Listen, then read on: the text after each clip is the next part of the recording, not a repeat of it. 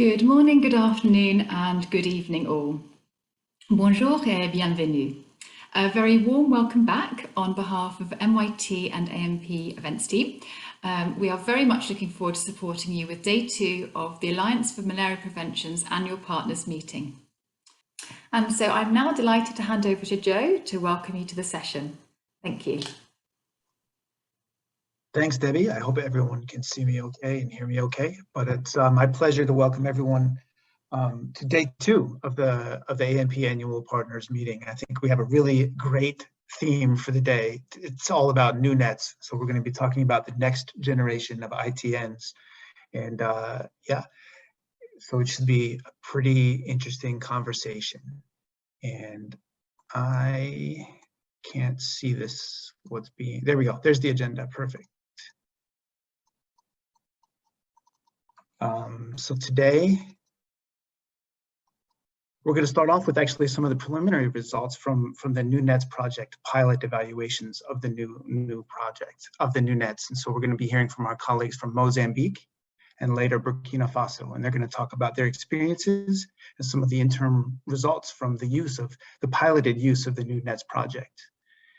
After that, I think we're all very excited to hear the results from the very first cluster randomized controlled trial that was done to evaluate the efficacy of some of the new dual AI ITNs. And so that will be followed up quickly with a talk about considerations for deployment of these new ITN types and a discussion about how complicated things are getting now that we have multiple products available on the market.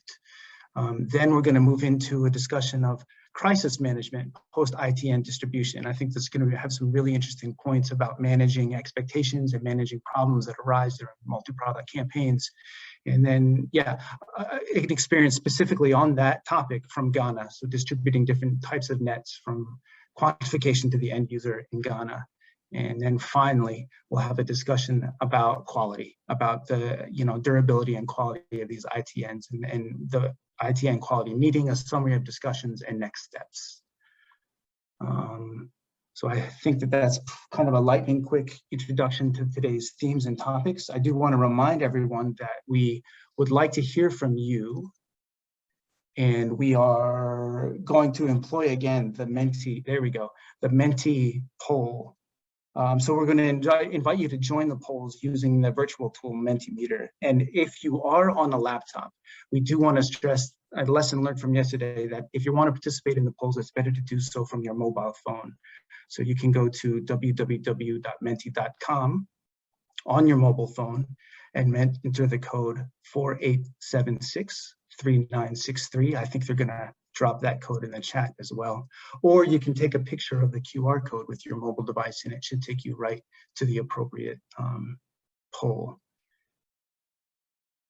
And it should show you some instructions on the first page and take us to the first question. And today's icebreaker to get things rolling and get the logistics ironed out is, first thing in the morning, do you prefer coffee, tea, or something else? And this is a very heated debate in where I come from, the United States. So I can't wait to see the results of this. So far, we have a battle. And I must admit that I would probably vote for coffee.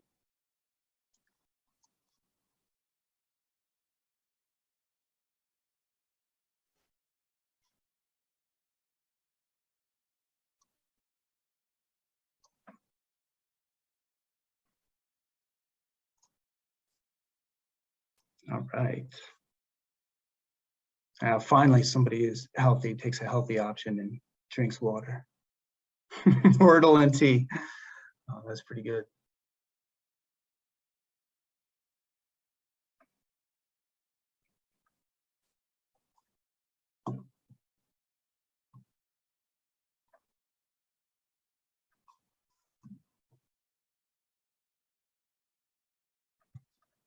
All right, I think we're just about at time. So should I go ahead and get ready to introduce the first speaker, the first 2 topics? That's great. We can keep Oh, Joe, I was going to say we can keep the poll open so people can keep voting. But yeah, feel free to go ahead. Thank you. All right, perfect. Well, let's just jump right into the first topic. And I'm really excited to be able to present two of the collaborators, two of the leaders from the New Nets project pilot evaluations. So first, we're going to hear from Dr. Baltazar Candrinho, who is the director of the National Malaria Control Program for the country of Mozambique. And he's going to review what the lessons learned and preliminary results from the New Nets project to date. So I'll go ahead and turn it over to you, Dr. Candrinho, and let's hear about the New Nets project. Okay, thank you. Thank you, Joe. Hello, everyone. I will present the interim results for the New Nets projects. I will start the presentation, and Dr. Adama will continue for the Burkina Faso side. Next slide, please. Okay, this is the outline for the presentation. I will give you just a background and Mozambique results, and then you'll go for the Burkina Faso. Next slide, please. Okay, in terms of background, it's well knows, all of you knows that ITNs works well and can make some very great impact and to avert the malaria cases. It's the studies show that it's around 6-8%, and unfortunately we have some challenge for the insecticide resistance. You can see in this map there is a quite resistance for the insecticide in all most of the countries in Africa and the Asia also. Next slide, please. So to address this challenge for the insecticide resistance, there is in the market the new nets, and particularly for Mozambique, there is Mozambique implemented the new nets project funded by UNITAID and the Global Fund, and IVCC was primed by IVCC. So it helps to generate some additional information for the new nets. So in Mozambique, we have the standard nets, PBO, IG2, and Royal Guard. So these new nets, as apart from the standard nets, is more expensive and still need some WHO policy recommendation. But with these new net projects, we remove the market barriers to improve access, and also as well will build the evidence needed from WHO for the policy recommendation. Next slide, please. So there is 5 components. So we implemented this study from 2020 to 2022. So these are 5 components that is part of the study: EPI, ENTO, anthropology, cost effectiveness, and durability monitoring.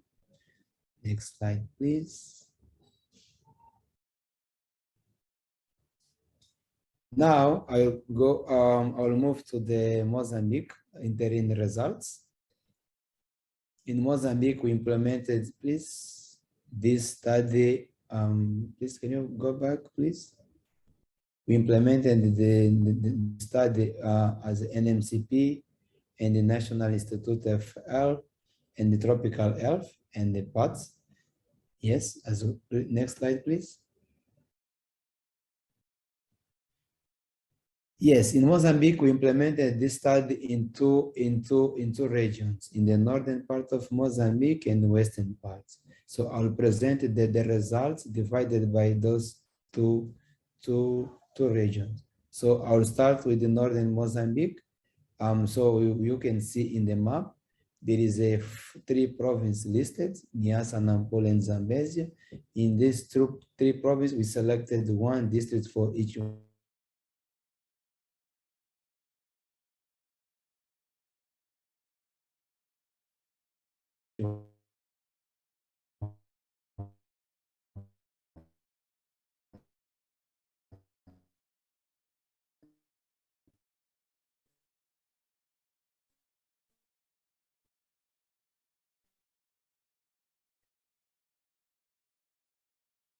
this for each part. Next slide, please. Yes.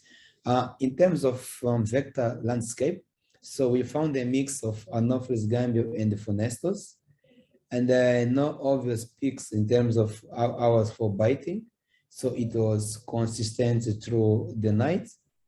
And we found high to moderate levels of peritoid resistance, but this peritoid resistance was mitigated by PBO, and the role equal rates of biting indoor and outdoor. There is no significant difference. Next slide, please. In terms of access, so the access went up significantly after the campaign. We did a baseline before the campaign and the midline, this in the middle of 1 year after campaign. And we are in process to go to the field for the next couple of months to collect the results for the end line results. So I'll show in my presentation the baseline and midline data. So you can see the ITN access went up significantly in all three districts, and also the most of ITNs were reported to have been used every night. You can see also the results for the utilization. Next slide, please. In terms of epidemiology analysis, you'll see you'll see the malaria burden decrease significantly. It is a result for the cross-sectional study, and you will see 80% in Pamba. It was the district where we used the IG2, and you'll see the results in Standard and the Royal Guard districts. And also the ITN access and use went up significantly after the campaign when I showed previous. Next slide, please. In this slide, it's a passive surveillance. The passive surveillance show the similar trends, but you can see Gurue districts where we use the standard nets. It's it shows there is no change. There's some increasing of malaria case, but if you see for the IG2 and Royal Guard, you will see significant decreasing, but IG2 is the most significant than Royal Guard. Next slide, please. So now I will move for the western part of Mozambique. So there is a 3 provinces as well, and we selected 3 districts, and one of each district we put the different nets. So the difference in terms of northern parts, in the northern we use the IG2, Royal Guard, and standard nets, but here in this part we use the IG2, PBO, and standard nets. Next slide, please.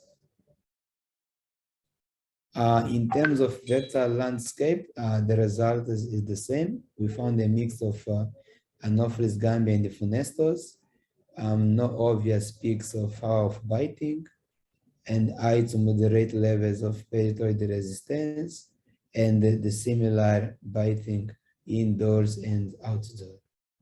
Next slide, please. In terms of ITN access and usage, went up similar to the northern parts after the campaign, and most of the ITNs were reported to have been used every night, the similar. You can see the numbers. So for the cross-sectional study, I show that the significant decrease of malaria you will see in Guru districts where we used the IG2 is the most impact we've seen in IG2 nets. Next slide, please. For the passive surveillance, the trend is the same. So we need to update the data from the routine data, but shows that yeah, the trend is still is the same than the northern parts. Next slide, please. That's all from my side. So I will invite the Dr. Adama Gansep to continue the presentation. Thank you. Yeah, let me provide another quick introduction. So next is Dr. Adama Ganzane, who's the director at the National Center for Research and Training in Malaria in Burkina Faso, and he's the principal investigator for the similar study that was actually the first study to roll out the use of these nets in the context of a pilot, and that was in Burkina Faso. So thank you again, Dr. Ganzane, for joining us, and can't wait to hear about your experience in Burkina Faso. Over to you. Thank you very much, Joe Wagman, and thank you to the PI from Mozambique for the overview of the study design. In Burkina Faso, it's really a pleasure for me to present on behalf of the team involving epidemiologists, entomologists, social scientists, and so on. And for this study, we work closely with the National Malaria Control Program in Burkina Faso. And the field, I will just stop my video in order to increase the screen for the slide.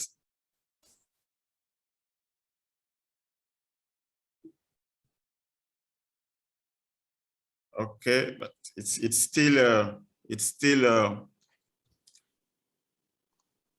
is it possible to increase the slides?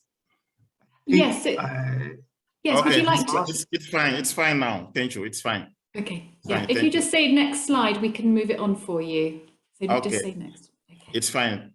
Okay. So in Burkina Faso, the field activities of the NewNet project start in 2019. This is a year where the National Malaria Control Program had planned the mass campaign for bed net distribution in the country.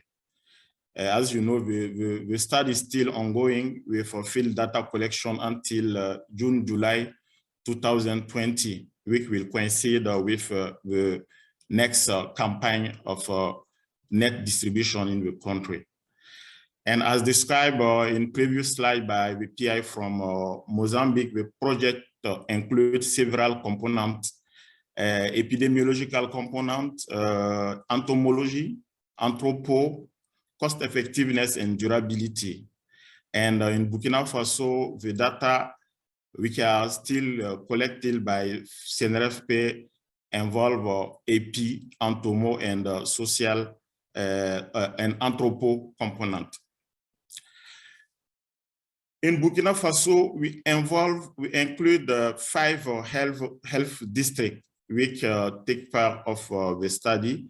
And among the 5 health districts, pilot activities are conducted in 3 of them, located in the southwestern part of the country named Gawa, and western part of the country, Banfora and Orodara Health District. In all this part of the country, the malaria is heavy with a long transmission season. PBO nets were distributed in Orodara in June 2019. The standard net in Gawa in August 2019, and IG2 in Banfora in October 2019. We include in the study 2 other health districts named Nuna and Tougan, and routine data from this district are being used for incidence calculation to strengthen the comparison across net types. But in these 2 districts, Nuna and Tougan, we did not conduct any pilot activities. Next slide, please. Okay. Okay, the baseline cross-sectional survey was conducted in July 2019, and this survey was followed by 2 other cross-sectional survey in 2020 and 2021, and the last one is planned for this year, 2022. We use the same methodology with a household survey, which were conducted in selected household, and the head of household or primary caregiver respond to the household survey. And we notice in the slide an increase in BedNet access and use after the campaign, which were variable and with the lowest proportion in Gawa. The slide which shows that all the indicators related to BedNet use and access decline in 2021. And if you look at the figure below, most of BedNet were reported to have been used every night with a different proportion in each district. In Banfora and Orodara, we can see that around 80% of BedNet were used every night in the last week. And this proportion seems to be low, around 50% in Gawa, where the standard net were distributed. Next slide, please.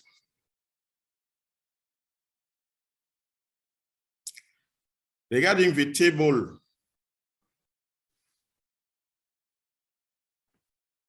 for malaria prevalence, we see that the 2019 and 2020 survey provide a data and was conducted before the seasonal malaria chemoprophylaxis campaign and during the high transmission season.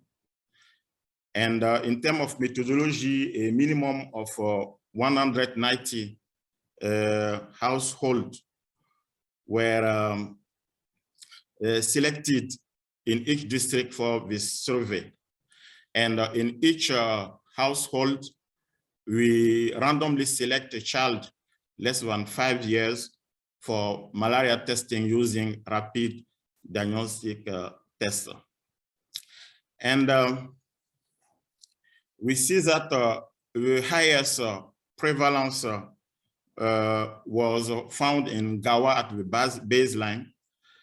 Also, we notice a decrease in malaria prevalence over the years after net distribution in all districts. And the data need to be interpreted with caution because of the influence of the SMC in 2021. Remember that in 2019 and 2020, in Burkina Faso, the policy is a 4 round of SMC starting in July. But in 2021, the policy changed in timing and the SMC start in June. This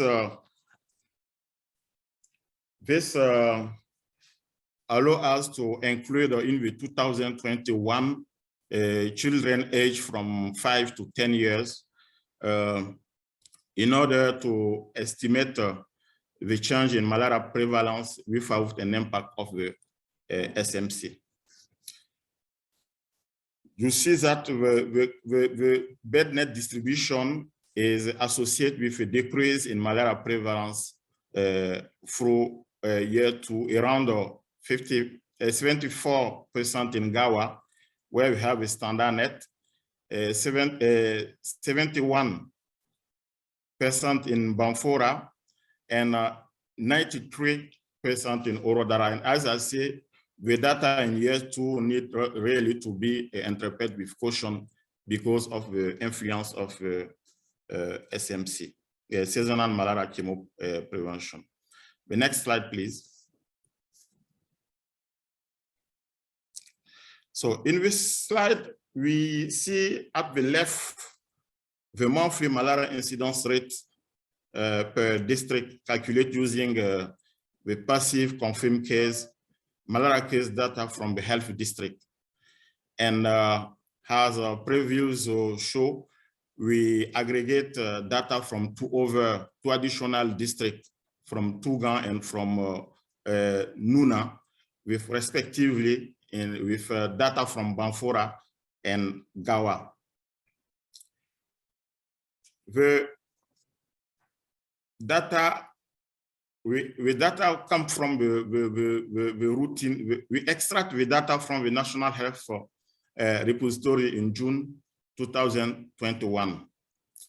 A strike at the health facility level in 2019 led to the distribution of data reporting from June to October 2019.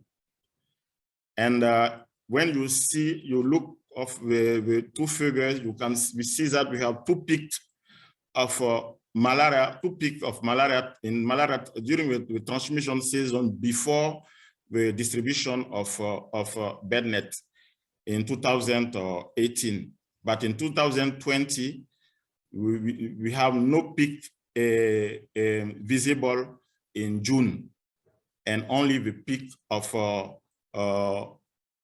October is seen. So this means that there is a possibility due to a slowdown in malaria transmission after new net distribution. In the table at the right side of the slide, we have a table summarizing the difference in comparison of malaria incidence, standard net versus IG2, and standard net versus PBO net, using the incidence rate. And this comparison assesses if any additional protection was provided either by IG2 or PBO net compared with the standard net. And we can retain here that IG2 net were about 15% more effective than standard net, and the PBO about 6% more effective than standard net. And the passive case incidence in the 2 years after the net distribution indicate fewer malaria case report in each district, about 21% fewer in standard BedNet district, around 35% fewer in IG2 district, and 26% fewer in the PBO district. Next slide, please. So after the preliminary data for the epidemiological component of the study, we move to the entomological component, where we present a preliminary data we have at baseline and in year 2. And as shown in the slide, the most abundant vector species group across all study districts in Burkina Faso was Anopheles gambier. And we found also Anopheles colusi, and Anopheles finestis was also present in a significant number in Gawa, and was collected more indoor than outdoor. The insecticide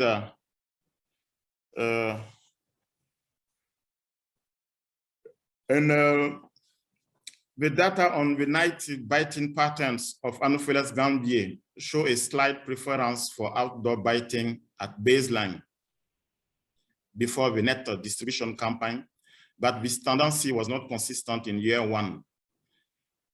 And the total biting rate of Anopheles gambier at baseline and approximately 1 year after the net distribution campaign is present on the slide at the right side. The total biting rate declined significantly by 53% in Gawa, where we have a standard net, and slightly by 17% in Banfora. But if you see this, the data in Orodara, the biting rate seemed to increase slightly after the net distribution. Just to mention here that the analysis are still ongoing on the entomological lab, and these are really preliminary data which really need to be interpreted with caution. And as said, data are still collecting until 2022, and in-depth analysis will be done taking into account some confounding factors like climate data and behavior social anthropo data to really confirm tendency or to have in-depth analysis. Next slide, please.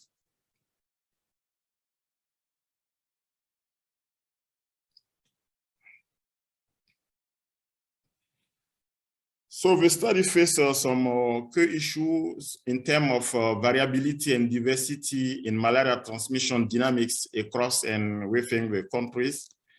Also, variability and change in over-care malaria intervention, by example, in Burkina Faso, where the SMC was changed from 4 to 5 rounds in 2021. And as already saw, human and vector behavior could be an important factor in determining bed net effectiveness. The next steps are ongoing. More complete and nuanced analysis will consider bed net access, durability, and more than 1 year, sleep-in and itinerant use pattern, climate factors, and so on. Next slide, please.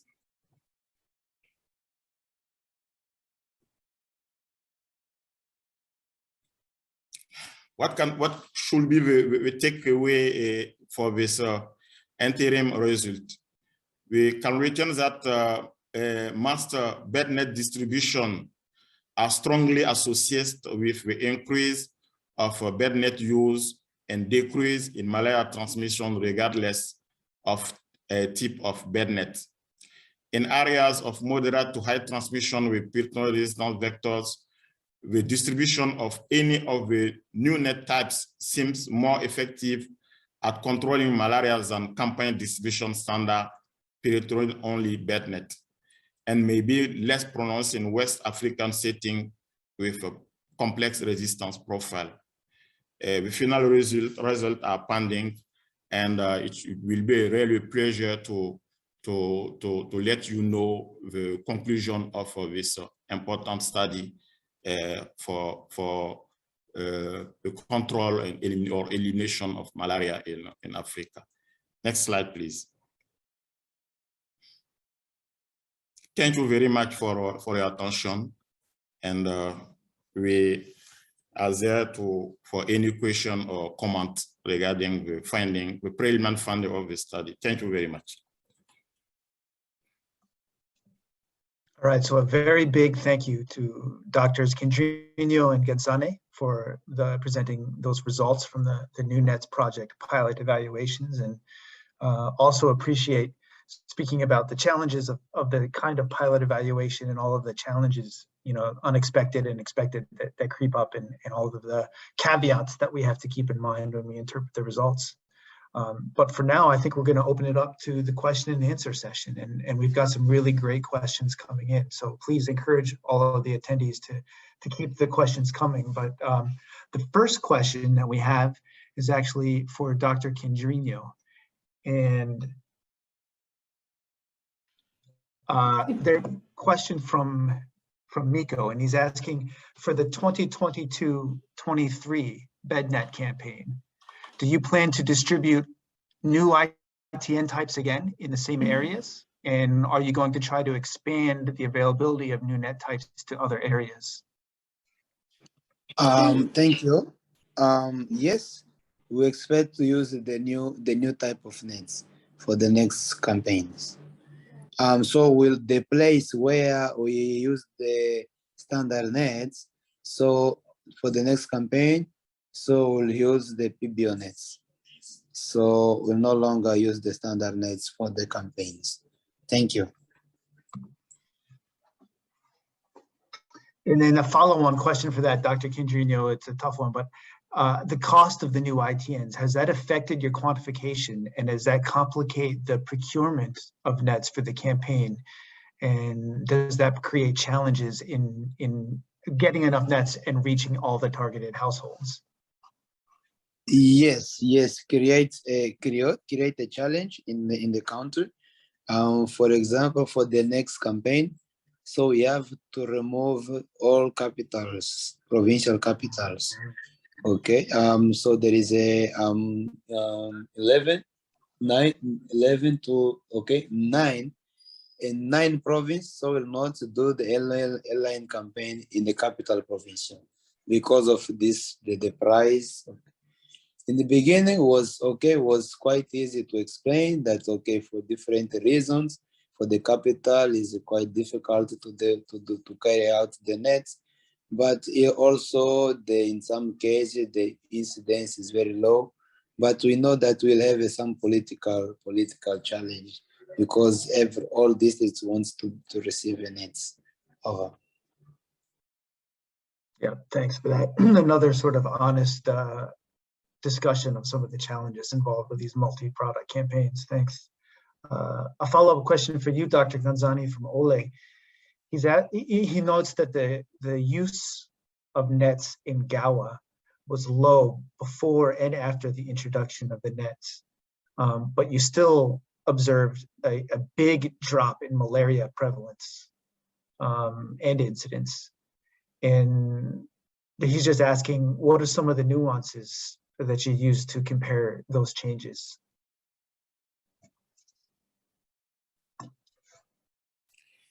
Yes, thank you, Joe. I think this is really something we observe in Gawa with at the baseline really a big number in terms of prevalence of a highest percentage of prevalence of malaria in children less than 5 years after the beginning of the study before the net distribution.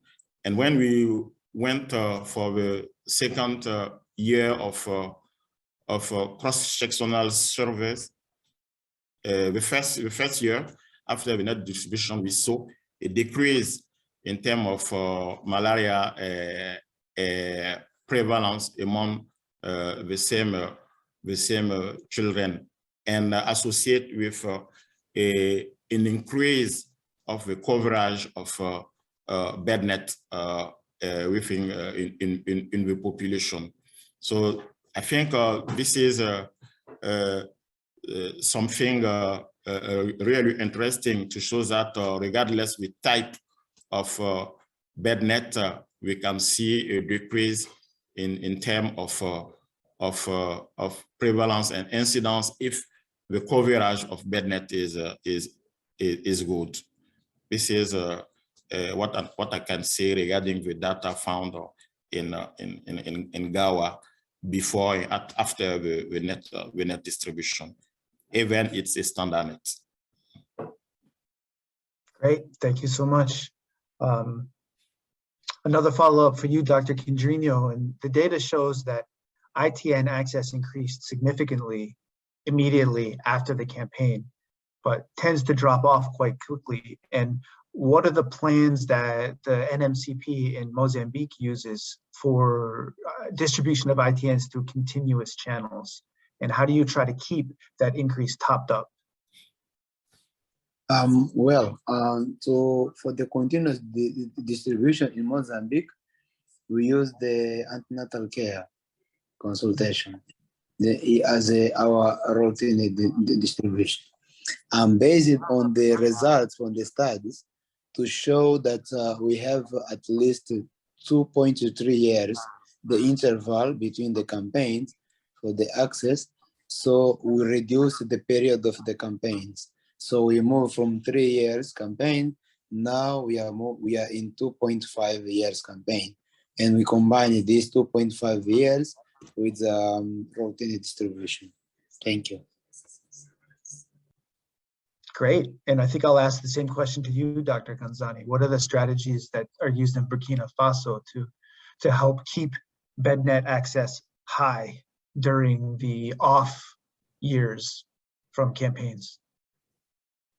Yes, I think as Dr. Candrino said, the distribution, the sources to get BedNet is not only the campaign, whereas several sources for the population to get the BedNet. They can purchase at the pharmacy, at the market, and during the antenatal care consultation, the pregnant woman receive BedNet. Children less than for the involving the API vaccination receive also BedNet. This is something including the policy of BedNet distribution in the country.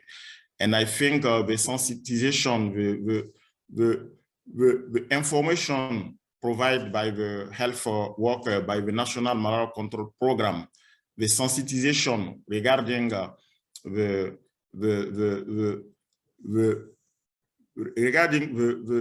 burden, the impact of malaria in the development of a country. Maybe this can explain the adherence of the population in use of BedNet. Reminds that Gawa seems to be the district where we have one of the highest incidence and prevalence in the country.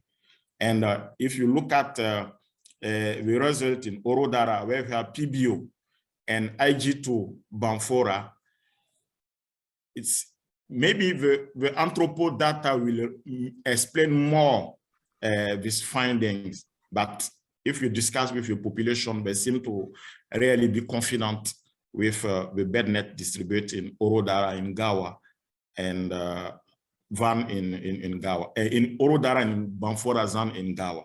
But I think this is something we need to confirm with the Anthropo data. Interesting, thanks. So Dr. Candrino, Geronimo says, congrats for the good results in MOSE. And he's also asking, considering the frequency of natural disasters that affect particularly northern Mozambique due to global warming and climate change, there's a presumption that this is having a negative impact on retention of ITNs distributed during mass campaigns. And does the program have anything in mind to help mitigate this situation, considering that this might become a kind of a periodic problem? Yes, well, that's a great question. Yeah, unfortunately, we have all these natural disasters and that affect negatively for the access for the nets, because in this period, January to April, we have seen cyclones, floods, and people moving and lose their protection. What we have in mind is to advocate to have in a stock for nets for this emergency response. Because so that's we have this plan, and we are working with this plan to talk with our partners and donors and the governor, potential funders for the plan, to have a stock for the response. Over. Great, thanks. Joe, I think there is some pending questions on the chat. Yeah, and so I think I'm actually going to ask some of the questions I think came from the chat for you, Dr. Nzani. I've got two questions about the SMC campaigns. The first one is that you mentioned that the changing of the timing of the SMC implementation as a potential factor that could influence the results. Susie's asking, though, that did Burkina Faso also change the number of rounds of SMC in 2021? I think you went from 4 to 5 rounds. And did that change affect any of the study areas? Yes, in Burkina Faso, the policy changed last year in terms of SMC campaign in some area where we find that the malaria transmission is more longer. And we place the location where the new net project was implemented, where has been considered as a location where the transmission is really long. So the policy move from 4 rounds of SMC to 5 rounds, starting now in June in there's location. So this happened only in 2021. In 2019 and 2020, the policy is 4 rounds starting in July. But in 2021, the policy came in 5 rounds starting in June. So the cross-sectional survey in 2019 and 2020 were conducted before the SMC. But in 2021, the cross-sectional survey was conducted after the first dose of the SMC. This is why I said that the data I show for 2021 need to be interpreted with caution because of the impact of the SMC on the malaria prevalence in children less than 5 years.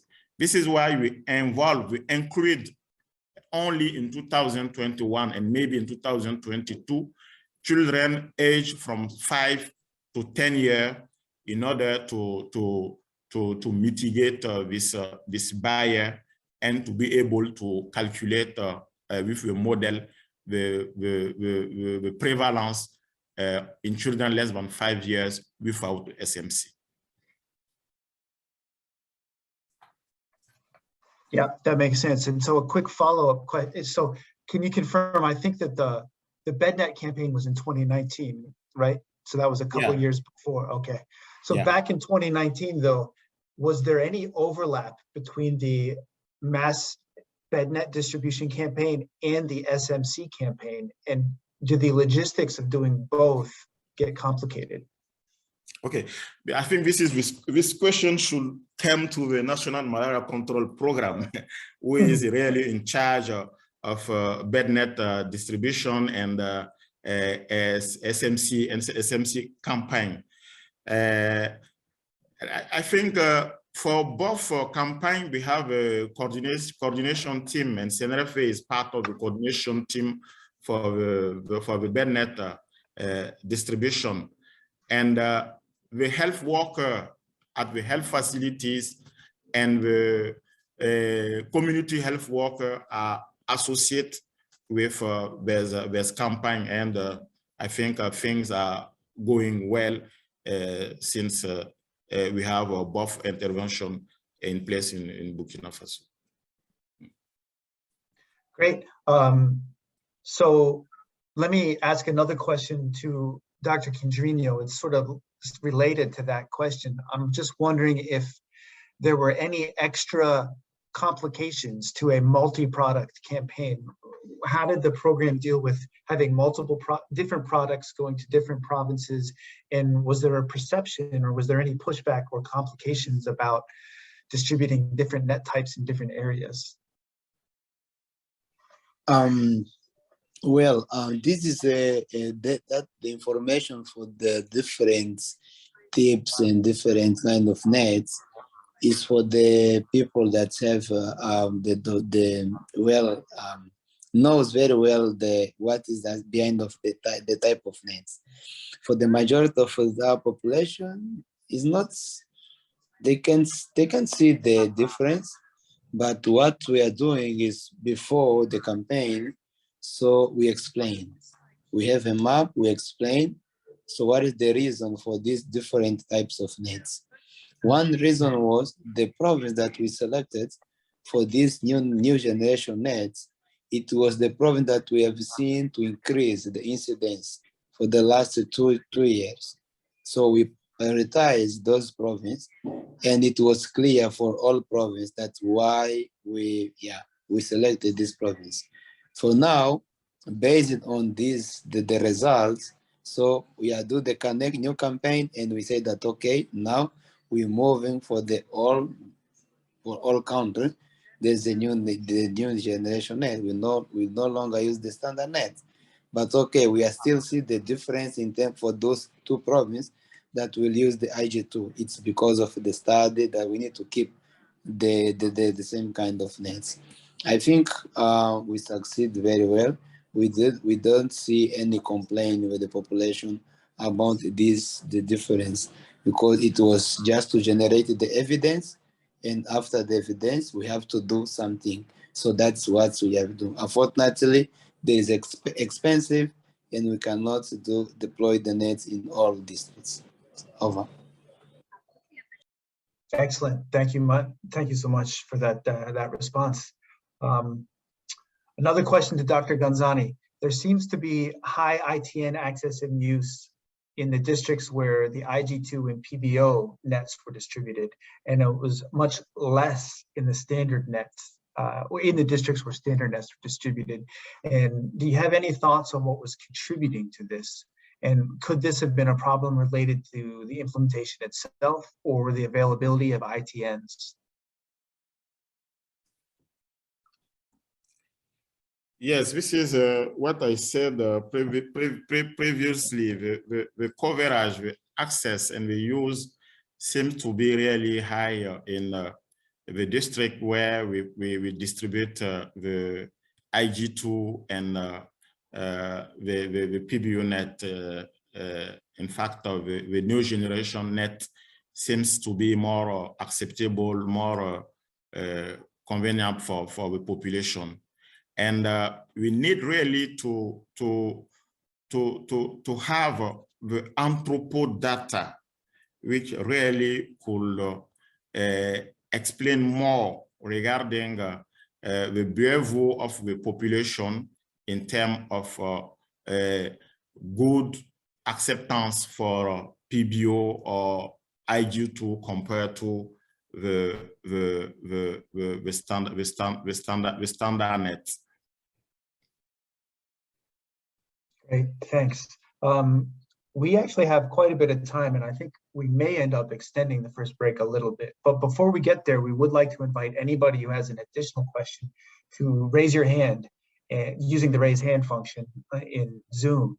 And then I think we'll be able to invite you to turn on your video and go off mute and ask a question to the panelists. And feel free to do that in English or French, and we'll figure out maybe can I add something for Burkina Faso? For the next campaign, we move to the next generation bed net for the whole country. Excellent. Yes, so in Gawa, where we have we distribute in 2019 the standard net, we will move to a PBO net, and in Banfora, it's a reminder the IG2 net, and the whole country will have either PBO net or IG2 net for the country. Great, excellent.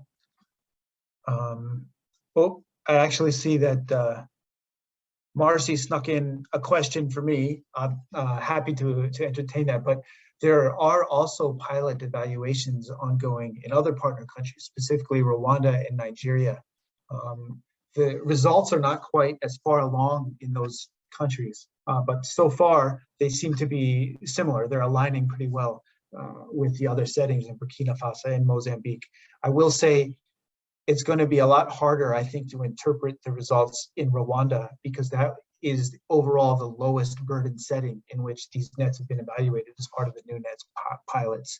And so in an area where the malaria incidence and prevalence were already very, very low, it might actually be a little hard to operationally tease out the differences between the different net types, but that is something that we're excited to dig into soon, and we should have some results to present.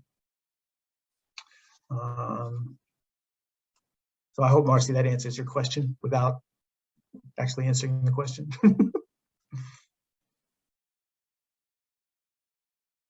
I don't see any additional questions. So I think the strategy might be to do the 10-minute break now and come back so that we can kind of accelerate things, and we can start with the next two presentations, the next part of the session, a little early. And then I think we all have Zoom fatigue, but maybe we could speed things up just a bit. Is that sound like a plan?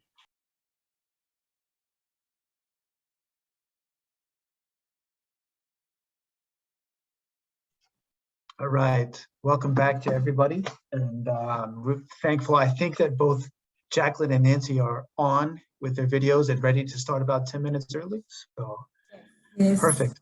Well, let me just take a moment then to formally introduce Jacqueline Moshe and Nancy Matoa, who helped to lead the cluster randomized controlled trial of the 3 dual AI net types in Tanzania. And so I think we're all really excited to have you present these results and talk about your experiences with the trial. And I'll just leave it at that. So over to you, Jacqueline and Nancy, and thank you so much for presenting today.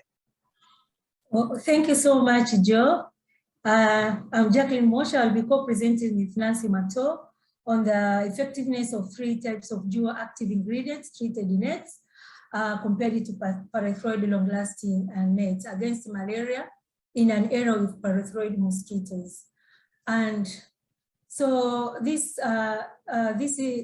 study is a collaboration.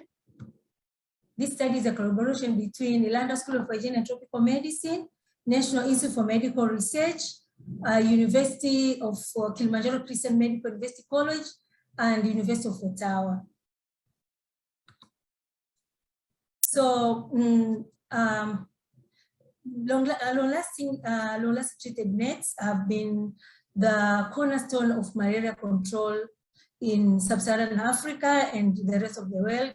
These nets have been treated with pyrethroid, but currently there's a widespread of malaria of pyrethroid resistance to malaria vectors. So that's why it's very important now to look at new classes because in order to mitigate the impact of resistance. So the first class of this new generation nets was recommended by WHO after 2 randomized controlled trial, one which was conducted in Uganda and another one by a group in Tanzania around 2018. And these nets have been distributed widely in Africa, and also in Tanzania, PBO nets are now deployed and through school nets distribution. So currently, the study which I'm presenting, we are looking at other 2 new classes together with the PBO net, and this trial is conducted. This one has been conducted in Tanzania, and the other one is currently being conducted in West Africa in Benin. And the results of this other trial in Benin maybe will be out around the end of this year. So this study was a 4-arm parallel single-blind cluster randomized trial, and each cluster had 21. Each arm had 21 clusters. Our reference arm was Interceptor. This is a net made by BSF. It has pyrethroid, and pyrethroid has affects the neural system of the vectors. So it causes fast knockdown. And the first class of the new insecticide is Interceptor G2. This net has chlorophenapyr, and the main way of acting, it disrupts the insect's ability to produce energy, so has a slow killing effect. The third net, Royal Guard, this has pyroproxifen, and this net pyroproxifen disrupts the female reproduction and fertility of eggs. And the other one has PBO, this PBO, it enhances the potency of the parathyroidinates. So for this presentation, I'll be presenting three main outcomes, which are malaria infection prevalence by rapid diagnostic test in children aged 6 months to 14 years over 24 months. And also malaria case incidence in children aged 6 months to 10 years over 24 months of follow-up. And also we'll be presenting entomological inoculation rate and Anopheles density over a period of 24 months. So the study is conducted in northwestern Tanzania in Misungwi district. It covers 84 clusters, which were made with 72 villages. And each cluster has a core area and a buffer of 600 meters between clusters. This is to reduce contamination between arms. So the prevalence of malaria in 2017 school survey was around 46%. And we have two transmission seasons. And also the main vectors are Anopheles funatus. If we see at the niche model and the 3 maps down, Anopheles funatus is mostly predominant in the southern parts of the study area. And the Anopheles gambi, which is another vector which is found in the study area, it's mainly on the northern part of the study area.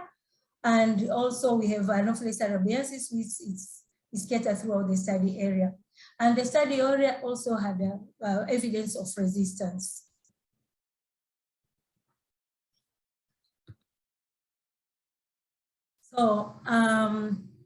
So for the cross-sectional surveys, we did, I'm presenting 3 cross-section surveys at 12 months, 18 and 24 months. We randomly selected 45 households per cluster, and these households were selected from a census list from the core area of the study area of each cluster. Only so.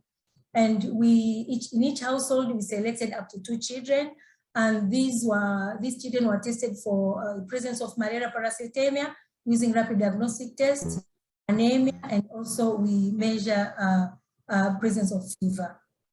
For the cohort follow-up, we had 2 cohorts. Both cohorts were also selected from the census list. So 35 households were selected in the first year, and 40 households were selected in the second year. So each cohort, these children were aged, they were from 6 months to 10 years, and each cohort was followed over 1 year. And every child was seen after every 2 weeks. During these 2 weeks, they were tested for presence of malaria. So we tested for malaria by rapid and the presence of fever.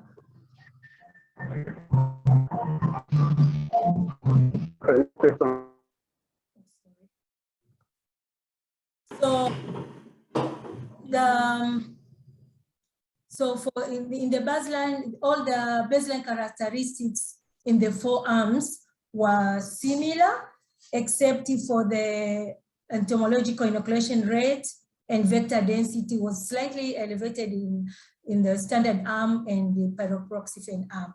But this difference was not statistically significant. And during baseline, we had a malaria prevalence of around 46%, overall prevalence of 44%, and it was differing slightly across arms, but the difference was not statistically significant. So the graph we see here, the y-axis represents net usage in percentage. The x-axis is when the data was collected in different time points. And the dashed lines, you see the dashed colored lines on top on these ones, they are all net usage in different study arms. And the straight lines, this represent allocated study nets in different arms.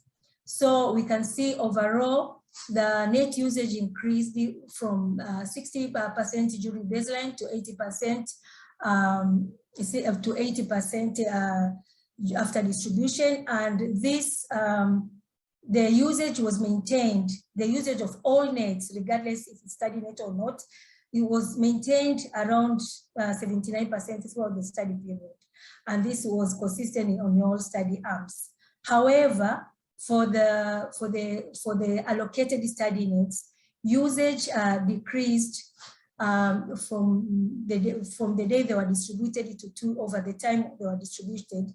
And we had a drastic decrease of usage in PBO net, which was PBO net followed by pyriproxyfen net. The usage went up to 30% in PBO and 50% for the PPF. No, it was around, yeah. So, and for the 50% for other nets. So for PBO net, it was has drastically reduced. So the results, as you can see in the yellow column, malaria prevalence for the chlorpheniramine arm, we had a significant reduction of malaria prevalence compared to standard arm at 12 months and 24 months, and you had borderline reduction at 18 months.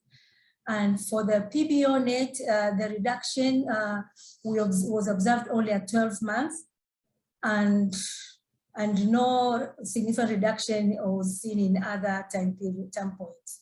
For the pyriproxyfen arm, there was no significant reduction in malaria prevalence in any time point. It was maybe slightly in the 12 months, but it was borderline. But otherwise, there was no significant reduction for the pyriproxyfen arm.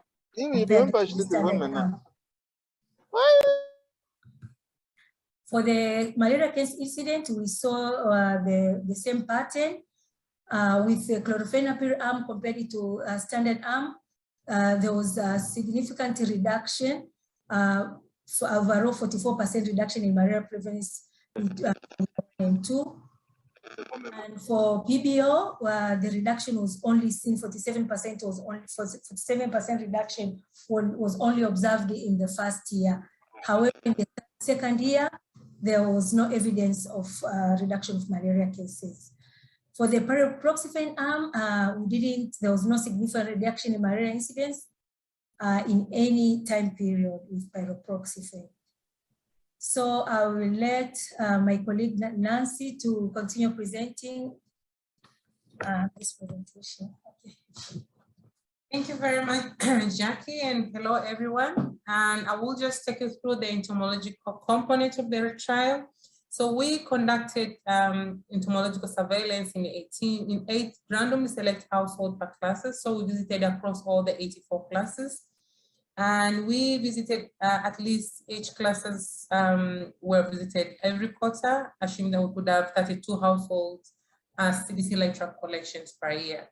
And during the light trap surveys, we also asked questions to the member of the household and did some direct observation on the household features, asking some questions on socioeconomic status and LLM coverage.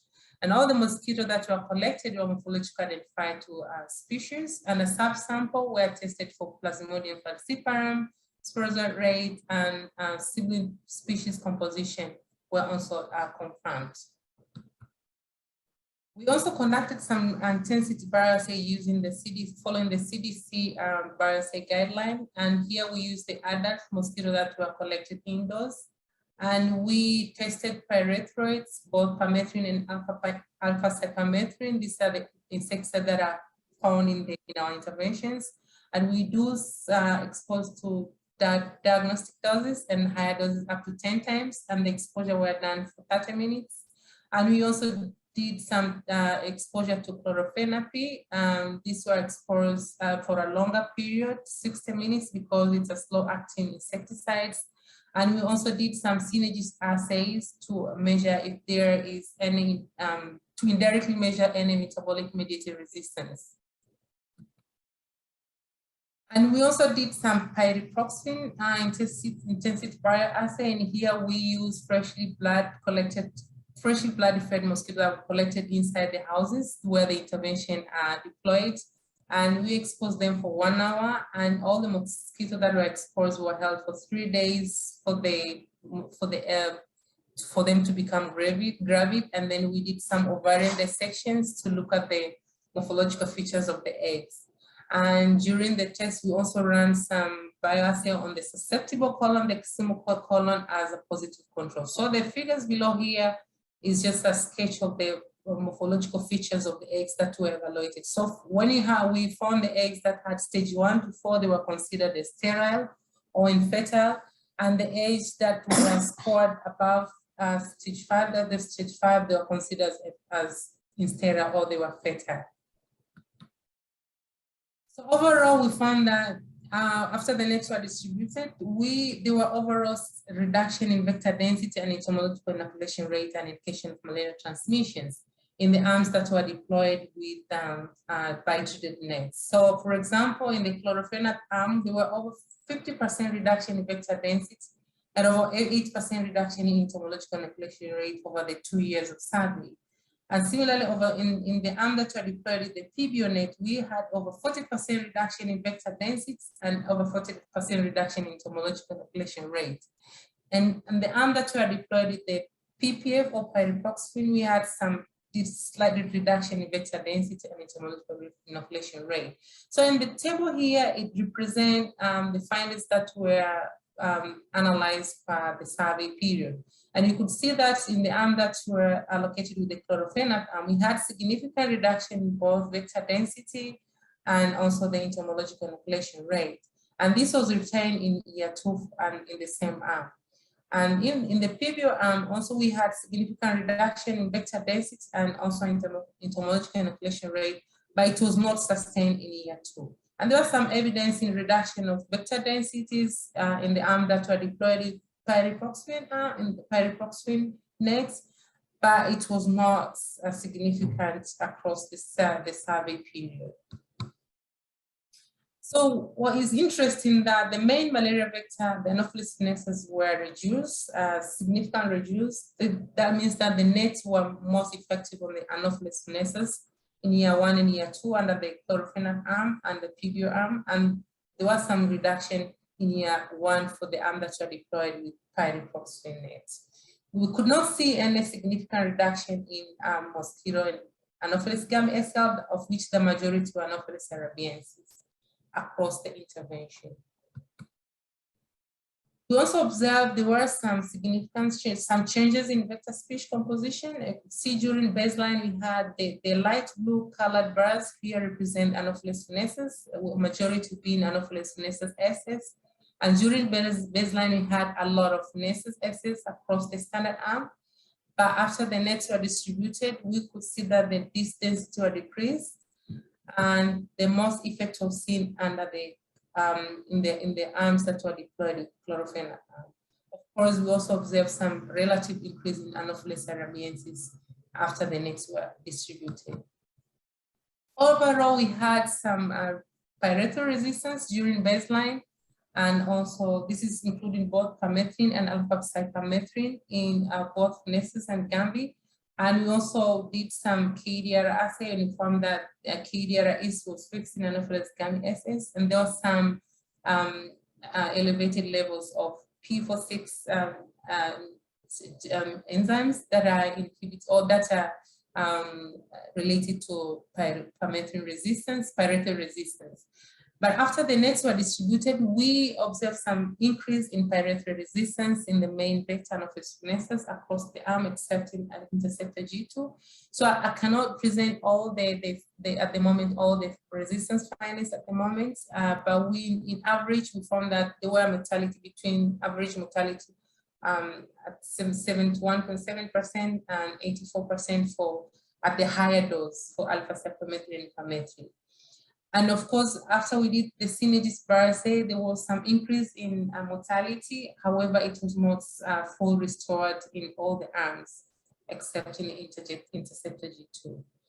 And we also observed that there were still the chlorophenol susceptibility to the diagnostic dose to the main malaria vectors, Anopheles funescens.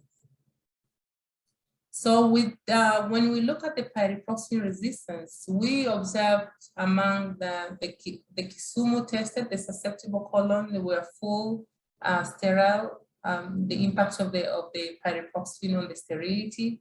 And after the nature distributed, we look at the mosquito that we collected from the field. There were some fertility or oviposition inhibition or sterility, about 40%. But in year 2, we could not see any effect of this insecticide in the residues or in causing the sterility. We had to do some higher dose, exposing them to 10 times of diagnostic dose of pyriproxyfen, but still we only managed to have 20% oviposition inhibition among the mosquitoes that were tested, and majority of these were Anopheles funescens. So overall, we concluded that the chlorofenap net was the most effective net, of course, more effective than the standard L-align, and it lasted over the 2 years of use. However, we could not, the effect on incidence and entomological outcomes were lower in year 2.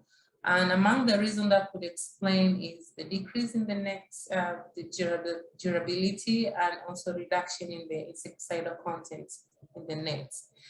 And we also observed that the PBO nets had some impact on the entomological and epidemiological outcome. However, over a limited period, over 12 months, this is in contrast to the previous trials that were conducted in Tanzania and in Uganda. And among the reasons that could explain the decline and the effectiveness of this intervention could be the rapid decline in the net usage among the community, likely to be influenced by the poor textile durability of the net. There was some evidence in reduction in malaria prevalence and entomological outcome in the arms that were deployed with pyriproxyfen. However, there were no statistical impacts of this intervention. And among the reasons that could be explained is that the lower efficacy of the nets, and that might influence the decrease in the net usage among the community and the possible PPF resistance in the main malaria vector Anopheles funescens. I would like to acknowledge the team who supported our studies and our collaborators, the community members, the field technicians, and we also acknowledge the financial support from FCDO, UKRI Wellcome Trust, and Bill and Melinda Gates, and PMY who supported during the next distribution. Thank you very much. Thank you. Great presentation, Jacqueline and Nancy. Appreciate it. Really want to dig into some of the questions, but beforehand, let's move on to our second group of presenters for this session. And actually really excited to invite Lilia Gerberg from the US President's Malaria Initiative. She happens to be a health scientist specialist, and she's going to be presenting with Julian Austin, who's a Operations Director for the Against Malaria Foundation, and Tin Tu, who's a specialist in malaria strategic initiatives with the Global Fund. And they will be speaking about some of the considerations for deployment of different ITN types within a mass campaign. And so I hand it over to the next group for your presentation. Thanks so much. Great. Thank you so much, Joe. And thank you so much, Nancy and Jacqueline, for that wonderful presentation, really detailed, and also for the presentations from Mozambique and Burkina Faso earlier today. It's really wonderful to be participating with all of you, and as we pull together the data that we're collecting in terms of learning about the impact of these various types of nets. And so we're going to be shifting gears a bit now and speaking, as Joe said, about considerations for the deployment of these new types of nets from a financier and donor perspective. So really delighted to be giving this presentation together with representatives from the Global Fund and the Against Malaria Foundation.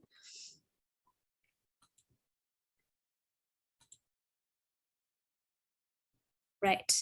So what we'll be presenting today is basically we'll give an overview of trends in recent financing of the respective net types. And then the three of us will give updates from our various financiers' perspectives. We'll be describing an example of collaboration from the Democratic Republic of the Congo and be talking a bit about considerations and conclusions, and then we'll open up for questions. I think we'll have a session with both presentations for questions. So in general, we're really seeing a trend from 2018 that the proportion of shipments of new types of nets has been increasing relative to pyrethroid-only nets, and that's true across financiers. And that's representative, you can see in 2018, the blue bar of pyrethroid-only nets moving towards 2020, getting smaller vis-a-vis the pyrethroid PBO, and as well as which is represented in orange, and the dual AIs, which is represented in gray. Just a note, these data are taken from the net mapping project. So John Milliner's work, which the link is featured below for those of you who want to dig in more detail to the data. But this represents nets that have been shipped, and these data come from manufacturers. And so just to flag, in 2021, of the more than 250 million nets that were shipped, 94 million of those were PBOs and almost 19 million were dual AIs. And we expect this trend to continue. For those of you who participated yesterday, you heard about the PBO forecasting work, and that's consistent with what we've seen in terms of the expectation of a peak of PBOs in 2022, and then increasing numbers of dual AIs being procured and shipped in coming years. And now I will turn it over to Tin to speak for the Global Fund. Thanks. Thanks, Lilia. Thanks, everybody, for having us. Today, I'm representing the Global Fund together with my colleague, Dr. Kay Kozelinsky, who's also in the audience. We'll also be handling the Q&A afterwards.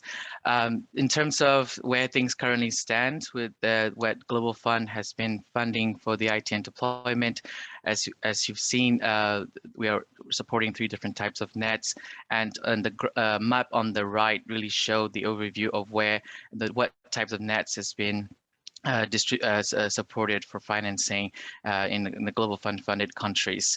Pyrethroid only ITNs, we're still buying them in many places, especially in areas where there's no pyrethroid resistance, and or is probably the only affordable product to ensure target population coverage. Pyrethroid PBO ITNs are also stepping up. They're supported where countries have entomological data demonstrating alignment with the WHO consideration as well. And for the dual AI nets, as noted in Dr. Condrino's presentation as well, it's the supported, it's, as you know, the dual AI nets has yet to receive WHO policy recommendation. So it is currently only supported for grants receiving top of funding under NMP or NTI. Those are the catalytic funding under the Global Fund. So support is targeted towards countries which have a higher transmission and with the demonstrated pyrethroid resistance. So when NMCP or NMUPs decides where to deploy these dual AI nets in their countries, the targeting, it's mostly prioritizing for the higher transmission areas, of course, taking into account of the operational consideration as well, like as we have already noted, multiple products, especially in Sub-Saharan Africa, multiple product of ITNs are included in the campaigns and the associated costs as well. So once WHO policy recommendation is in place, these full product costs will be funded by Global Fund and covered by the country grants rather than the catalytic funding. So those will be streamlined once this policy recommendation is in place. Next slide, please. So in terms of our procurement policy, procuring for these nets, our strong support is for ensuring as many possible more effective ITNs to be procured for pyrethroid resistant areas, whilst program maintain their coverage targets. It is our strong recommendation is that country to maintain the coverage with these more effective tools in the successive campaigns in the same areas as well, meaning not switching back to the previous tools. When it comes to entomological monitoring, if not covered by other fund financing, those should be included in the Global Fund grants as well. And generally speaking, Global Fund does not support co-deployment of ITNs of any types, together with IRS with concerns around the cost. In line with WHO guidance, Global Fund does not support preferential selections of ITN by the types of the pyrethroids. The Global Fund procure only WHO pre-qualified products. There are a range of standard sizes, different colors, white, blue, green, and with or without hooks and strings. There are some requests coming in for certain fabric or sizes or shapes that are outside of the standard range we described above. Those needs to be supported by a data showing that these characteristics in questions are differential net used by the community or the durability of the nets. Next slide, please. So I'll hand back to Lilia. Thanks. Thank you so much, Tin. And so from the PMI perspective, most of our policies are consistent and in alignment with what Tin just described from the Global Fund perspective. So on the right, you'll see a map representing PMI procurements funded through fiscal year 21 and planned for fiscal year 2022 malaria operational planning funding. And you'll see basically that most of the countries in sub-Saharan Africa, we are procuring at least some PBOs and or dual AIs in most of the countries where we partner. You'll notice Zimbabwe is one country where we're currently only procuring standard pyrethroid only nets, and that's consistent, as Tin had said, in terms of the criteria with the data we're seeing. And you'll see off to the right, that's the greater Mekong subregion countries where we're currently procuring pyrethroid only nets. And so similarly to Global Fund, PMI requires that the ITN products that are procured with our funding are on WHO's pre-qualified list. We do in certain cases apply some additional criteria, and our policy is consistent with last year's MPAG recommendations in terms of non-inferiority evaluations of new vector control tools. Similarly for ITN selection, consistent for pyrethroid only ITNs, as I said, where in those areas at a national or subnational level where we're not seeing yet evidence of pyrethroid resistance, or if there are budget constraints that could affect coverage. And then for dual AIs, similarly, PMI had the opportunity for a copay through the new NETS project structure. We've since, I guess last year, which is wonderful news, congratulations to the new NETS project team, we reached our exit price. And so PMI procurements are able to be done at that targeted exit price. And so country teams are able to procure currently the new types of nets, the dual AI nets rather, at that set exit price. And then as Tin said, moving forward under the Net Transition Initiative, that will be focused for Global Fund only through the grants and not as a co-pay structure.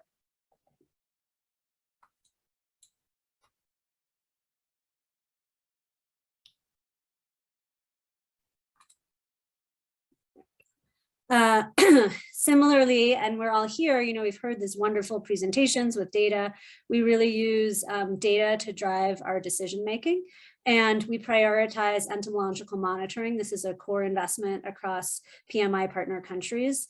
And currently we're supporting mosquito surveillance in 252 sites, as well as insecticide resistance monitoring in 262 sites. And stay tuned for the PMI annual report to be released next month, which will have more detail on those sites. We also support, and as I said, use insecticide resistant monitoring data to guide the selection of optimal ITN products, which we can deploy at national or subnational levels. And similarly to Global Fund, we are emphasizing and prioritizing the transition from standard to new types of nets, where supported by insecticide resistance monitoring data and within funding envelopes, and furthermore in close collaboration and leadership of national programs and coordination with other partners. For example, in fiscal year 2021, PMI delivered more than 44 million new types of nets in 15 partner countries. And the point here is this is really representing about 94% of the total nets delivered. So we're really seeing quite a shift. And similarly, as Tin noted, there's a careful planning required, and once countries transition, they should be prepared to sustain that shift to the new types of nets. I think as was said by Dr. Condrino and others in terms of campaigns and out years, that's the intention. And I'm anticipating Mary's question, but yes, also to make sure not just through mass campaigns, but ensuring that nets going out through continuous distribution channels are also sustaining that and consistent with that shift. Similarly to Global Fund, we do not recommend co-deployment of IRS with the new types of nets, in addition to the funding constraints of layering on multiple expensive interventions. We also have so far seen limited evidence of an additive impact, and there could be a potential antagonistic effect between the active ingredients. One point so PMI will procure ITNs with a specified pyrethroid, not necessarily as a resistance management strategy. However, if a country's susceptibility testing does show a difference in anopheline mortality between the pyrethroids, we will approve a specified pyrethroid. And just one more note, and I think we'll be talking about this in other fora, but as most of you are aware, we are supporting ongoing durability monitoring in many countries in which we work. A lot of that durability monitoring is of ITNs procured with support from other financiers such as Global Fund. And just to note is that we recently have created a streamlined protocol, which focuses more on the insecticidal content of the new types of nets. And so those protocol are being refined and are being updated to durabilitymonitoring.org. And that focuses less on the attrition and the physical integrity and more on the chemical and insecticidal components. And some countries that have initiated monitoring with those protocols include the ones listed below, including Senegal, as well as Liberia, Malawi, and Nigeria. So I will now turn it over to Julian. Thank you. Thank you very much, Lilia, and hello everybody. I'm Julian Austin, and I'm the Operations Director at the Against Malaria Foundation, or AMF, and it's a pleasure to present today as part of this interesting session. I'll talk a little bit about AMF's approach to net selection and procurement, but you'll see that we're very aligned with Global Fund and PMI in that we are open to funding new types of nets where the data is supportive of that. Our process is that the first thing we do is discuss with the country, and those discussions are led by the National Malaria Control Programme. And they provide us with key information so that we can take that into account. Such info would typically include the net need and malaria data.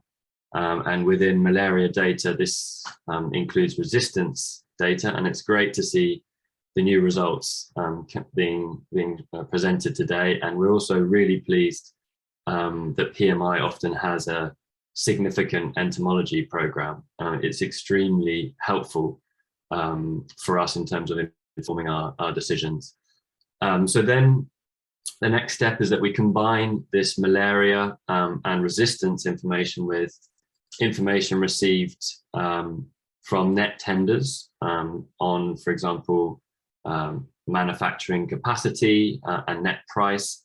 And we factor that into our thinking on cost effectiveness, which ultimately informs the decision on which nets to select. And then similarly to Global Fund and PMI, we buy nets that are WHO PQ approved. And then we circle back with the country and funding partners always before finalizing net orders. So that's the overarching approach. Some things vary a little from country to country and distribution to distribution. For example, in Chad, where there isn't recent entomology information, we're working directly with the NMCP to collect this. But overall, the process follows this structure. Next slide, please, Lilia. Yes, so we really try to follow the data, and we're always grateful for new data being collected. And we are open to investing additional funds to buy new types of nets. Like Lilia and Tin were mentioning earlier, we've also been seeing this big increases in resistance, which have led to a significant increase in the proportion of nets that are being bought that are PBOs or dual AI nets, and AMF is very much following that pattern. And that said, if there is data that is showing that standard pyrethroid nets would be effective, we do continue to fund standard nets for those areas, as this really enables our finite funds to go furthest, because it means that additional funding can be used for areas with high resistance, high burden, where they're really required. So yeah, it was really great to hear the promising results from the New Nets project, and we totally agree that having a range of different products to respond to the different resistant profiles that we're seeing around the world is a really important part of malaria prevention and combating resistance. So we do try to support new products as they become available. For example, the first time we bought PBOs was back in 2017, and we've purchased both types of dual AI nets in the past. And we're really interested in monitoring of net effectiveness where possible. We've got ongoing collaborations with Global Fund, PMI, NMCPs and academics at the moment to monitor new nets in Uganda and DRC. I'm really excited about those results. And that research, we try always to take that research and for it to feed into our thinking to help us make the best possible decisions on procurement. Next slide.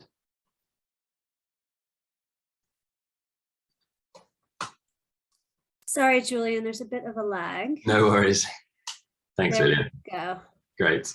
So here's a concrete example where we collaborated together from Sudabangi, which is a province in the northwest of DRC. It's about the size of Burundi and Rwanda together, but with a much smaller population. I think the net need is around 2 million. And looking at the malaria data that was shared with us by the NMCP, it's a very high burden province from incidence, mortality and prevalence perspective. For the last campaign, which was in 2020, we purchased 50% standard nets and 50% PBO nets. And you can see that we split those by health zone, which is shown in the map on the right. And there's a nice collaboration which is ongoing with different partners to conduct monitoring there through antenatal care clinics. Again, really looking forward to the results of that coming out. So that was the context for the procurement in Sudabangi. And for the upcoming campaign, which is likely to be at the start of 2023, we looked at this latest resistance data and some preliminary results from the ANC study and combined that with the net tendering information. And this combination of information indicated that PBO or dual AI nets would be cost effective. So we discussed with all the partners and we took the decision to fund 50% PBOs and 50% dual AI nets in order to best combat the resistance profile in Sudabangi. Next slide. I think I'm actually passing back to you now, Lilia. Yes, and there it is. Great. Thank you so much, Julian. just to wrap up a bit for DRC overall, as well as many of these are applicable for other countries, but some of the best practices, what we've encountered works well, obviously, is partnership at the national level, and then in DRC and other larger countries at the provincial and subnational level as well. So like Nigeria at the state level. PNLP leading the partnership discussions, so having leadership at the government level. And really, as we had said, investing in and using data. So collecting and sharing data for collaborative informed decision-making. And as Julian had noted, we support our entomological monitoring and share the data with the PNLP, AMF, Global Fund, others to inform decision-making. And as Julian had said, based on resistance data, we're seeing increasingly high resistance. And so factoring that into procurement decision-making, and that in DRC at least is varying at a provincial level. But we are seeing, based on the information we're collecting, that cost effectiveness estimates do suggest, whether it be PBO or dual AIs, depending on the area, that they are effective in hybrid and resistance areas. So having frequent discussions, as everyone knows, nets require very long lead times. And so planning soon as possible, looking to out years, especially even more so in the context of COVID and supply chain constraints, is critical. And production capacity is also could be a rate limiting factor. So in terms of looking to the future for DRC in particular, as Julian had said, AMF will be continuing to look at the data and using that at a province by province level.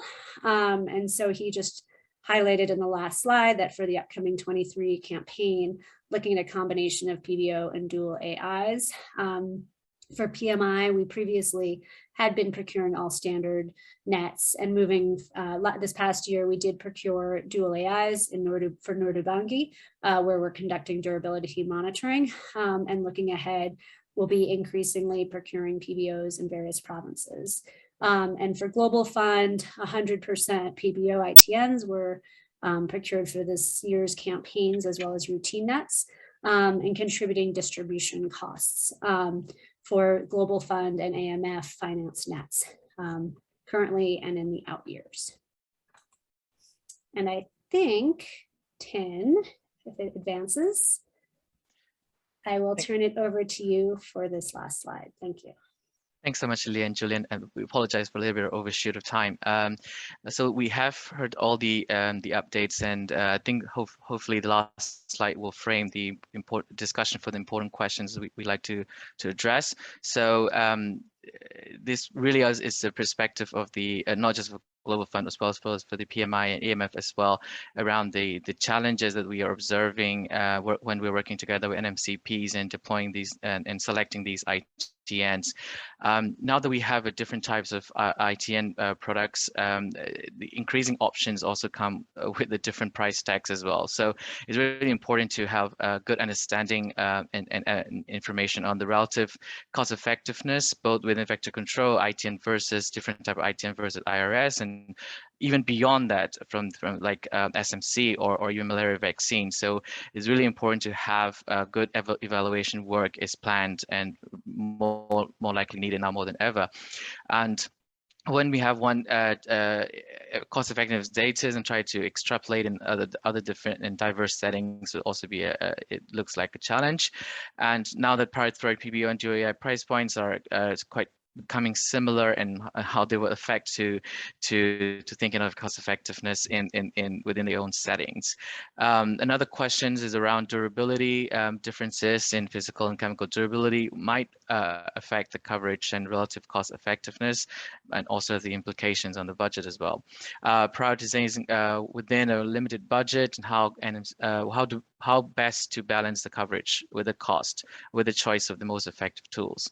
And programs tend to continue to prioritize coverage of all target population, at least with one tool before upgrading as many as possible, and some changes in the target population as well. How to target within country with multiple products going through multiple channels, and the use of HPHI modeling support, and how to best target the highest burden areas, and other importance of the operational consideration as well. So thanks everybody for listening in, and we look forward to addressing your questions and comments. Thanks. Thank you, Tin. Joe, I think that's it. We can. Great. Yep, Thank I think you. that's probably my cue. And again, we're sort of going to lump the question and answer sessions from these last two presentations together into one sort of panel discussion. And so I think we've got some good questions started. Let me call up my Google document here. And so the first question is actually for Jacqueline and Nancy, back from the cluster randomized controlled trial presentation. But Ole is asking, considering the high attrition rate, can you extract the data where nets are still present today to see how much malaria decline is due to the nets and how much to the absence of nets? I hope that question makes sense. Oh, I think you might still be on mute. Okay, thank you. So currently we are still collecting data for 30 months and 36 months. We've collected the data, we are still analyzing that data. But what we've seen in the intention to treat analysis of the results which I presented, we also did a protocol analysis. And for the protocol analysis, we only looked at children who used the allocated study net. And the results are not different from what we've observed in the intention to treat. However, for the pyriproxyfen net, the effect was a little bit elevated for the 12 months. It was more effect that we've seen more effect with the pyriproxyfen only in the 12 months, because for the intention to treat, the effect was not strong. It was borderline at 12 months. But with the protocol, we saw some effect with the pyriproxyfen only at 12 months. And we didn't see any effect during other time periods. So, and also the paper is out, the Lancet paper is out, so we'll share the link. There is more detailed tables, but yeah, and yeah. So more details will be in that paper, but yeah, so what we've seen, I think that's the fact, because we checked it specifically for those who are using the nets. Thank you. I'm going to follow up real quick with a question that I might be over extrapolating here, or oversimplifying, but it seems like what you just said with the per protocol and the intention to treat analysis is that there's some indication that when your net is very effective at killing mosquitoes, you do provide a bit of a community effect. Yeah. So okay. We think there was a community effect. All right. Good.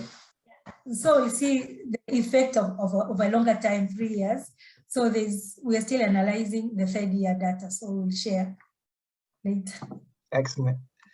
Thank you so much. So the next question is for the financier group. One of the most significant challenges that we have observed with multi-product campaigns is the staggered delivery of different types of ITNs. Presumably they're coming from different manufacturers and different supply chains, which leads programs to try to determine where to find funding for phased campaigns originally planned as national campaigns. So what are the plans for improvement of supply chain alignment in the future? And this is such a great question for 2022. What are we going to do about the supply chain? I might just jump in and preface that tomorrow there will be a presentation with our supply chain team. And so I noted there was another supply chain question as well, I think from David. And so they would probably be, we might want to put a pin in those questions. But I mean, I definitely agree. I know we've seen that in, I work closely with Malawi in terms of the current campaign and different types of nets coming in at different times. But I'm trying to break out Robert's question in a bit. I think the question is, so I guess I'm trying to reframe the question away. So originally it was, maybe Robert, you can give a specific example, but of a country that had planned a nationwide campaign, but because of the different arrival times of the nets, it turned into a phased. And so I guess there's a few points to your question, but I might punt it to tomorrow or supply chain unless Tin or Julian wanted to say, to comment on that. I think, planning, putting in orders as soon as possible, assuming there's going to be delays and so contingencies, but obviously balancing not wanting to have to pay a lot for warehousing while waiting for the, various types of nets to come in, but also knowing, contracts are put in place for people and transport and whatnot, and having to sort of keep pushing those out has definite financial implications. But I don't know if Tin or Julian wants to respond, or anyone else on the line, or we can wait and hear more from Clarice and Chris tomorrow. Thanks. Thanks, Lilia. I agree that more insights will be heard tomorrow, and our approach is very similar, asking our principal recipients to put in the orders as early as possible so that we can avoid all these delays. And yeah, thanks, Tin, and thanks, Lilia. Totally agreed on that. I think the longer lead times is the key answer here. One just piece of information that might be useful is that we are now moving towards coloured bale markings for the different types of nets, such that the in-country logistics can be managed more easily. Such, for example, if there's one region that's receiving a certain PDO nets and another region that's receiving dual AI nets, they will have different markings on the bales that will then help facilitate the logistics in country. Over. Yeah, thanks. I think that all made a lot of sense, and I just want to articulate a challenge that we see often in the field about how we've also stressed the need for good entomological surveillance and up-to-date, accurate information, and how sometimes it's a very big challenge to get updated, accurate entomological surveillance information in the same time frame that supports long lead times for orders. And just want to point that out. I have no solutions, but it's worth emphasizing. I think that's a really good point, and it's I'm afraid I don't have the answer to it, but it's the constant tension that exists, particularly because the resistance information can change quite quickly. We saw that in the DRC, where from one year to another year there was quite a sharp increase in the strength of the resistance, and so obviously that's pushing us all to want to wait as long as possible to get the most recent information, and then the other side you're being pulled towards wanting to get those nets procured with nice long lead times to, enable some margin for container availability, lockdowns, etc., etc. So I'm afraid I can't give you the answer, but I totally agree that is right at the heart of the issue there. Yeah, and also just to take advantage and emphasize one of the points that the Tanzania team has made in the cluster randomized control trial. I'm thankful that this new AI, the clofrenapir, is part of a dual product net. It has a pyrethroid with it, but I think we need to start thinking straight away about ways to protect the efficacy of that molecule. And I think we're all worried about clofrenapir resistance on the horizon, so it's something that we also need to be cognizant of, for sure. But let's get back to a real question that somebody else has asked. Okay, for Jacqueline and Nancy. Hannah has a great question about the non-steady nets that were encountered during the study and whether or not they were mostly standard nets. And if they were, could you expect maybe a greater impact if families had received replacement nets that were of the same dual AI type that was distributed as part of the cluster randomized process? And she's just curious about how the makeup of the other nets in the households and if this was addressed in the analysis.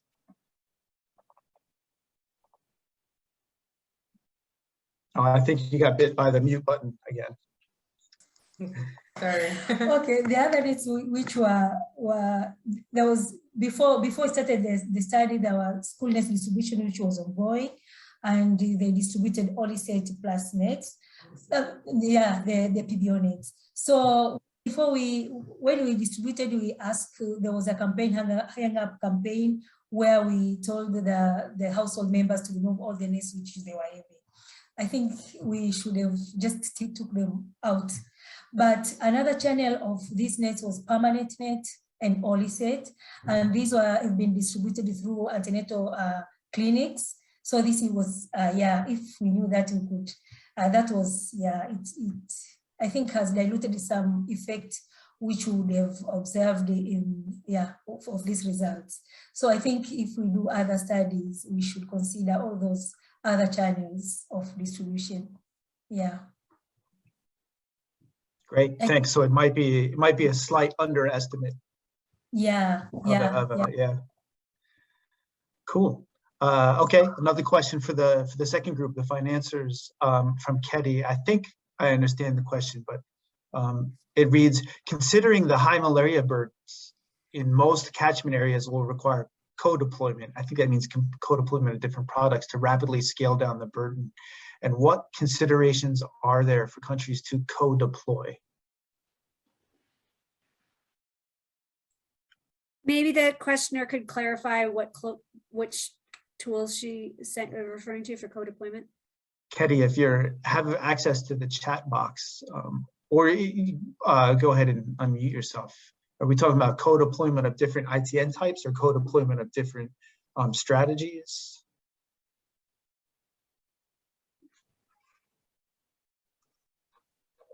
We'll give it just I think so. This is co-deployment for different intervention strategies, not necessarily the different types of nets, but different strategies. Let's say we do distribute nets and also do in the residue spray and the same catchment areas. Thank you. Gotcha. Yep, great question that I defer to Lilia, Julian, and Tim.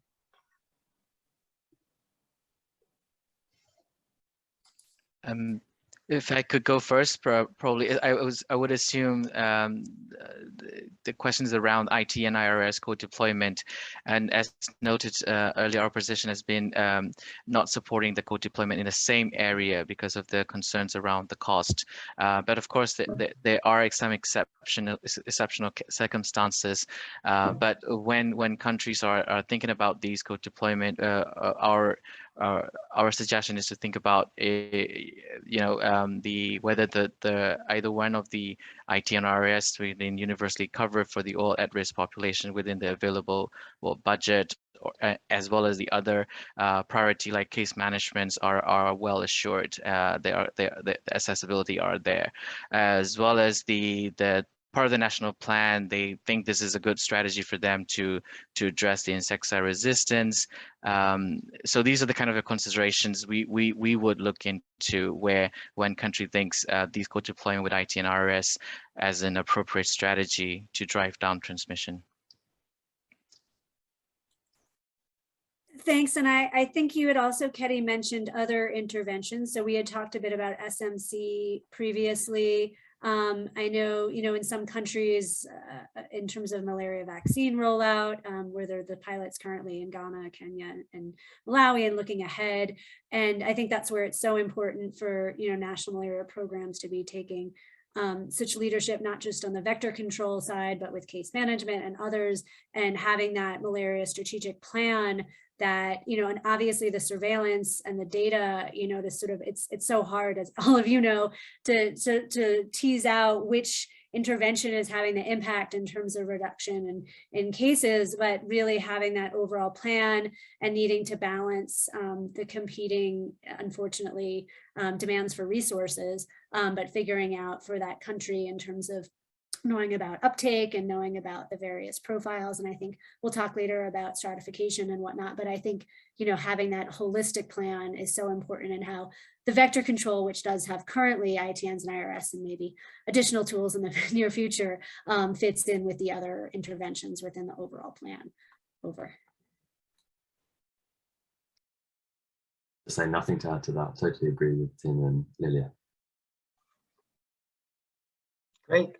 So we've got another entomological question for Jacqueline and Nancy. I love the fact that there's so many ento questions. This is brilliant. Keep them coming. But Ole points out that the resistance data don't seem to indicate a major difference in resistance between the Funestus and the arabiensis, but there was very little impact on arabiensis, but a very high impact on Funestus. Any thoughts about what might be going on there? Yeah, I think it's a good comment, and it's just, I think, point of the entomological reason, we know like majority of Arabiensis preferring feeding outdoors, And this could possibly explain why we couldn't manage to see an impact on Arabiensis. And I think for the FNESs that they are medulla, they feed on humans and they prefer resting indoors and feeding indoors. And that's why we see a lot of impact, especially on FNESs cases. And this is unlikely for Arabiensis. They can have a choice to feed on other hosts like animals and cats. And for us, it was a huge success when we saw an impact on FNESs, because we found that above 90% of the malaria transmission in an area, in our trial area, were mediated by FNESs. So we consider the success, and we, of course, we don't ignore Arabiensis, but I think for future studies, we could further look at if there are other mechanisms that could influence in terms of preference, why they're not targeted, they're not feeding indoors, and it could be targeted by the interventions. Yeah. Fascinating. Thank you. Questions. Thank you.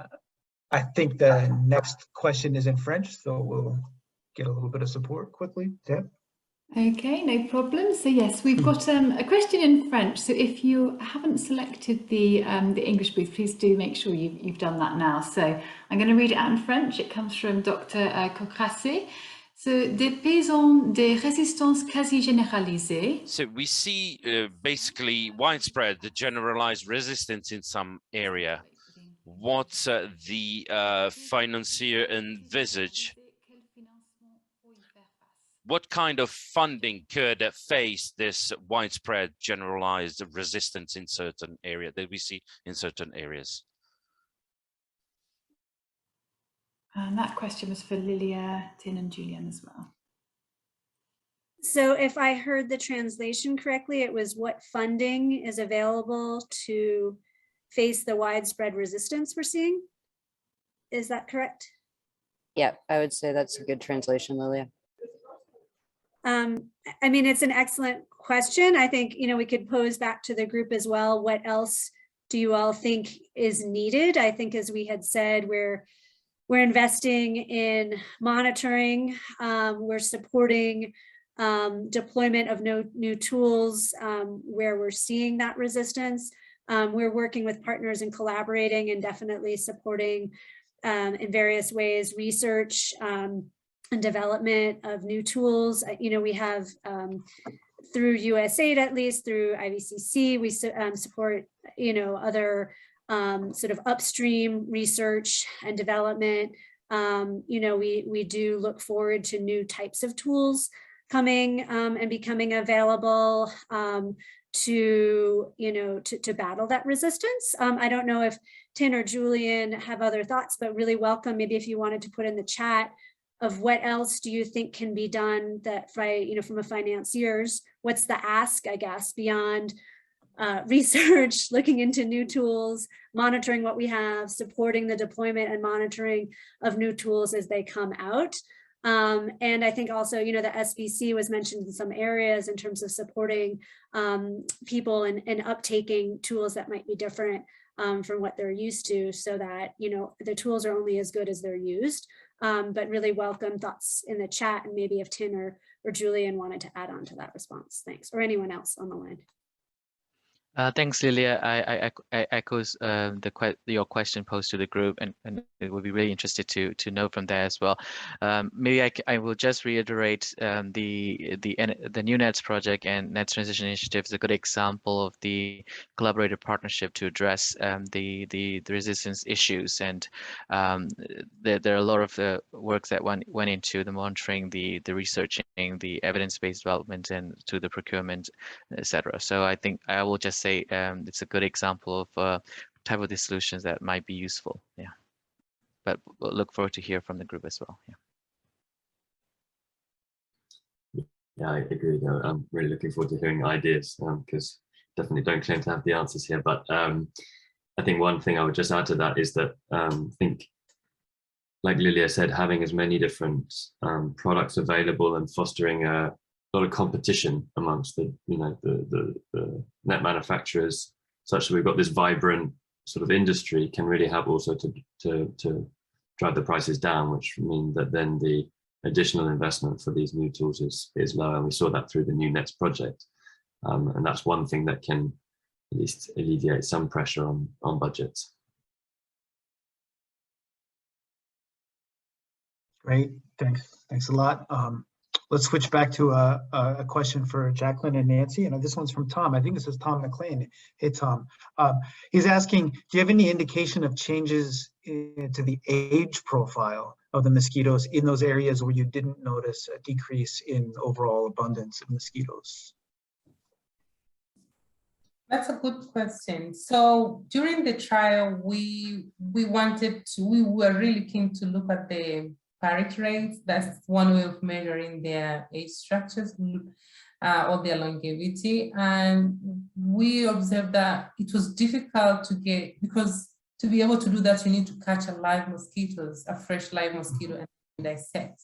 And that was a challenge because like the majority of the mosquitoes that we caught, they were really already, they got some impact of the intervention already indoors. So we couldn't manage to have a good number of mosquitoes to look at their parity rates as a way of measuring their longevity. So with the few data we have, I think we could have a chance to analyze and see if there were some changes in the age. Yeah, but just to highlight that it was difficult to be able to look because of the impact of the intervention. Yeah, thank you. All right, just one quick note that we have almost caught up to the original time, but we're going to use the next 4 minutes to answer some. We still have some great questions, so we're going to use up all our time to 55 till 5 to the hour. But so the next one is for Lilia, Tin, and Julian.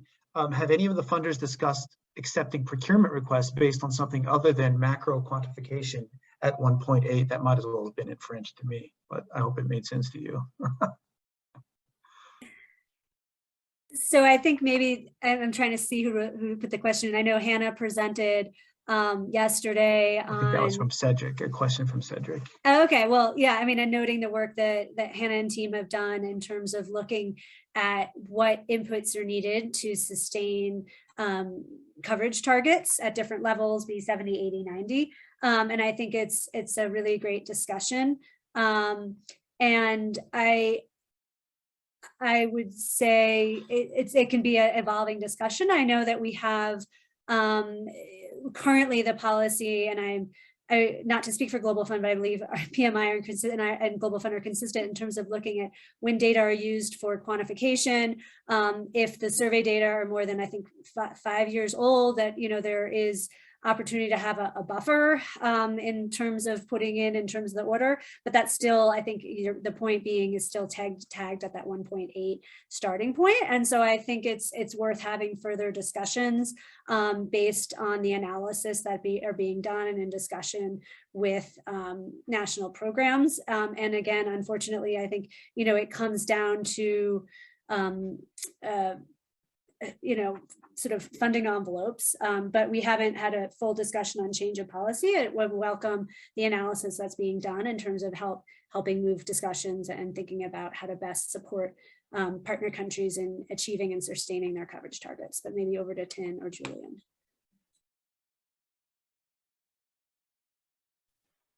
Thanks so much for these questions. The Global Fund information notes still suggest the use of the 1.8 for the planning, but there is some exceptional cases, like for instance, the local SEP national level tailoring data suggest otherwise. So these are the kind of the exceptional cases that might review. But in generally speaking, the information notes our Global Funds suggest for the 1.8. Yeah. Thanks, Tin. And yes, that's very much the same thing here. We always discuss it with all the partners. It's obviously a decision driven by the national program. We typically have the 1.8 policy, though we, like Tin, we have had some exceptions. For example, in 2020 in DRC, there are a few provinces where there was a bit of a tweak that was applied from the 1.8. So it's a case by case thing, but in general, we're on the 1.8. And I might just say we need to, balance that against what we're hearing from, I think, Dr. Condrino and others in terms of the question that was raised earlier about how do you balance the cost of the new types, the unit cost of the new types of products against coverage targets. And I think a number of countries, including Mozambique, I know Malawi and others, are actually not including capitals and some other areas in the overall quantification for the campaigns in order to ensure coverage in the more high burden rural areas with those newer, more effective types of nets. So I think that's another factor in the equation as well, is not just the number quantity of nets, but the types of nets that countries are prioritizing. Thanks. Awesome. And I think we've got time for one more. I'm going to make it quick. It's for Jacqueline and Nancy. And the peer approximate nets clearly did perform. Oh, man. Go ahead. I'm sorry. Just before we move on, maybe perhaps if I could ask my Global Fund colleagues if they want to add more on the 1.8 questions. Yeah, go ahead, Tim. I thought you were the voice telling me to wrap it up in my ear, so apologies for that. Yeah, go ahead. Kata, Susie, if you'd like to add something.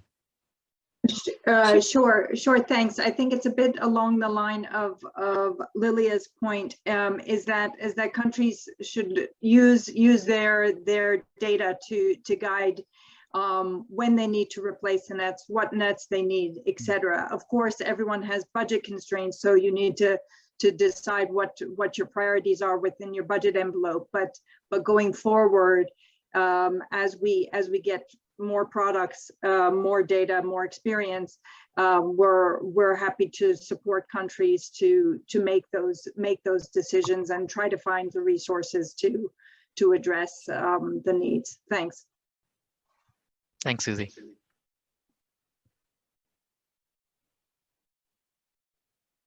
We'll try one more, and it was about the peer approximate nets that clearly were a little disappointed they didn't work quite as well.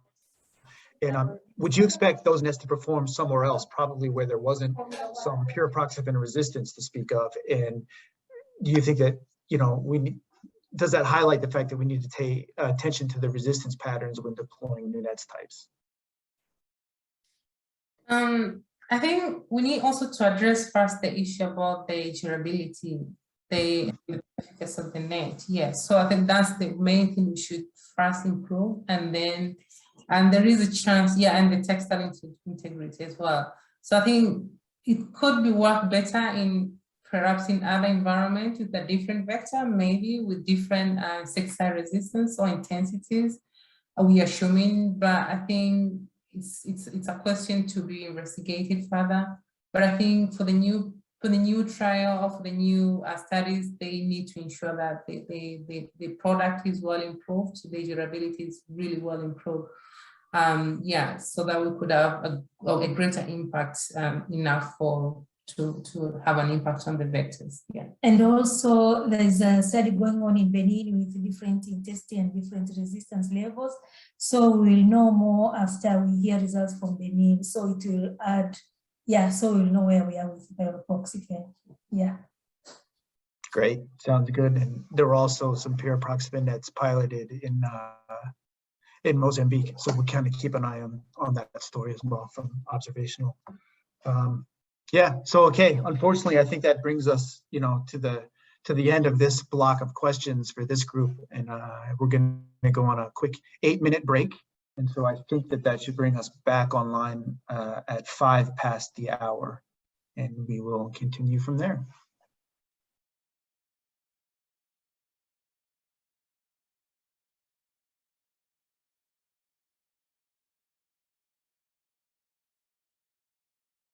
Right, hello everybody, and slowly welcome you all back before we dive into the next group of presenters.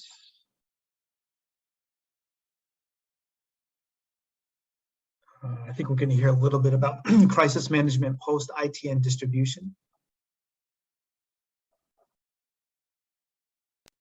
And then we'll hear a little bit about distributing different net types from the user experience. Yes, thank you, Joe. So we're going to hear from Dr. Cocrassé for that first presentation on crisis management. Okay, so I'm just going to welcome Dr. Cocrassé. Donc, Vous êtes là, donc si vous voulez commencer à parler sans problème, si vous ne voulez pas démarrer la vidéo, sans problème, d'accord? First speaker, are you here? If you don't want to turn your video on, it's okay, as long as we have the sound.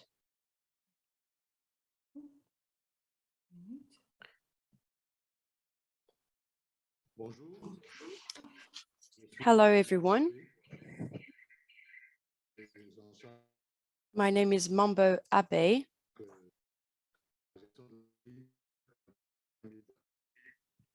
Unfortunately, the connection is not great for the interpreters.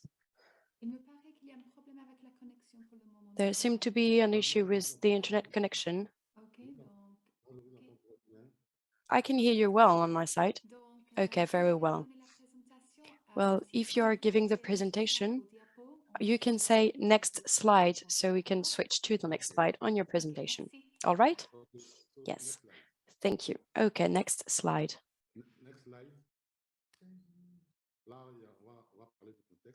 So I'm going to talk about the background. Okay, great.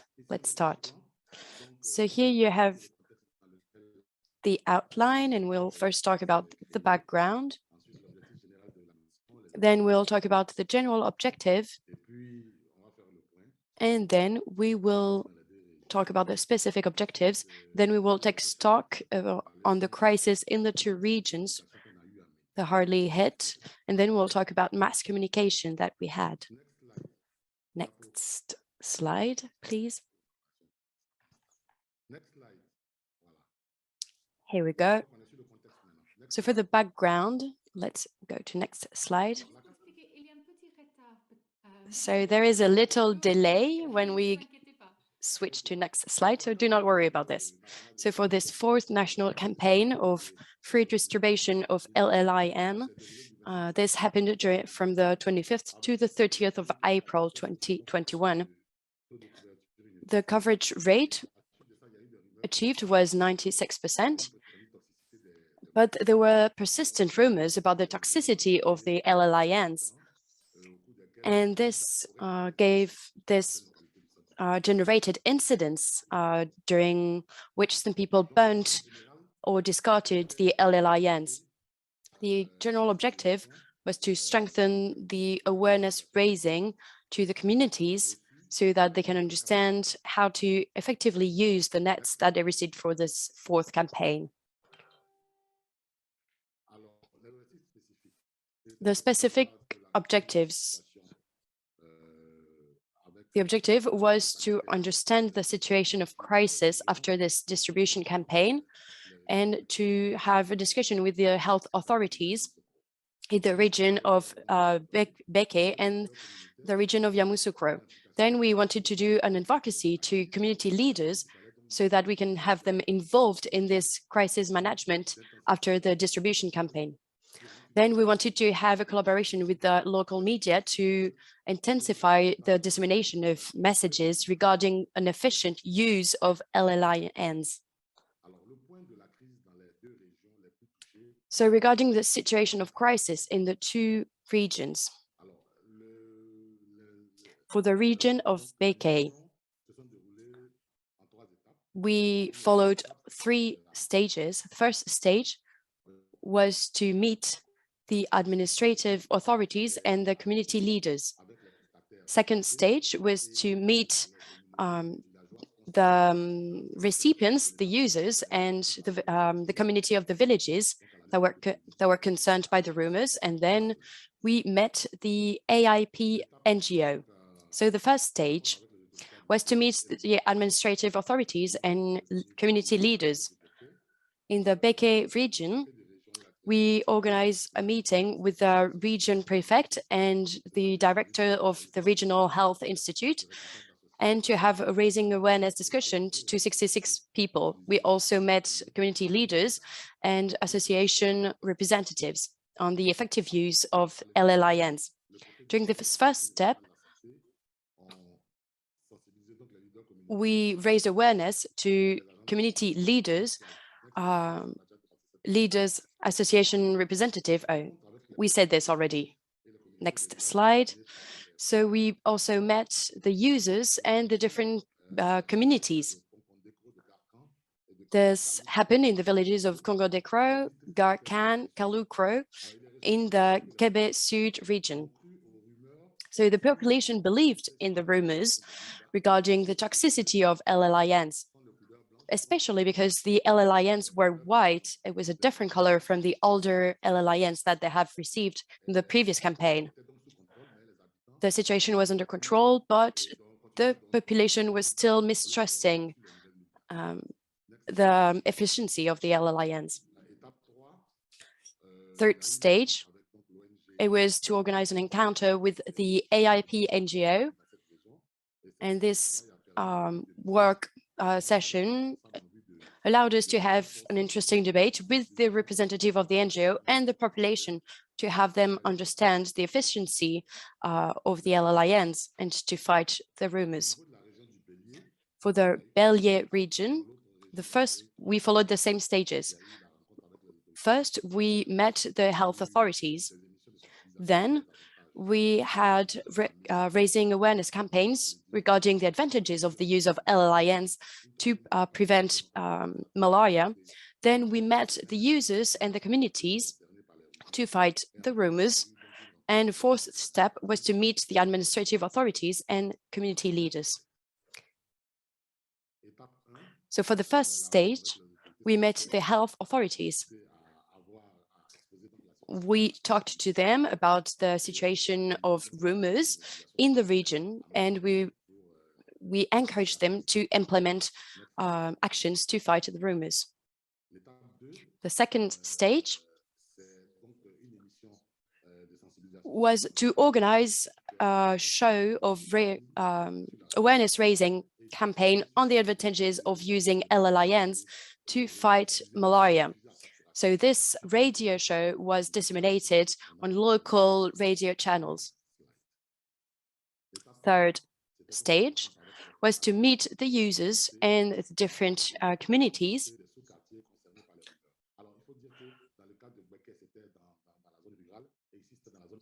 So on the first, for the first region, it was in rural area, and here it was in the surroundings of urban area. So we met the families. We also had debates and communication with the ASAPSU NGO. And they closely work with the NGO Save the Children.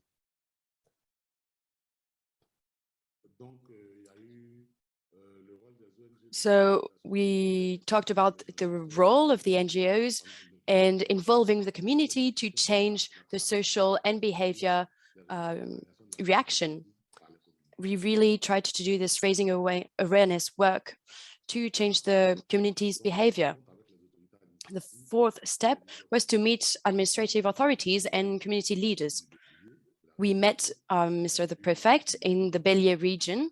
We organized this encounter and we really involved community leaders in this. We really wanted to clarify the misinformations that was disseminated on social networks. And Mr. the Prefect also insisted to the community leaders that they need to take advantage of each opportunity to take down misinformation and to pass on the right information to the population so that they can fight the rumors.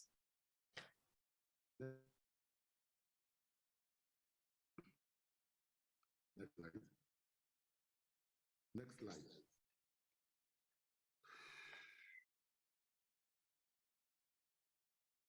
Alors, il y a des questions pendant ce débat. So during this debate, we really wanted to remind that malaria is an issue of community health and where the involvement of each and everyone is very important.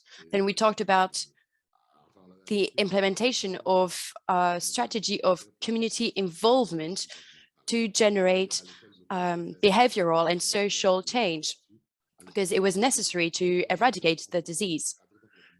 And we also talked about the role of the NGOs to do the work at the community scale.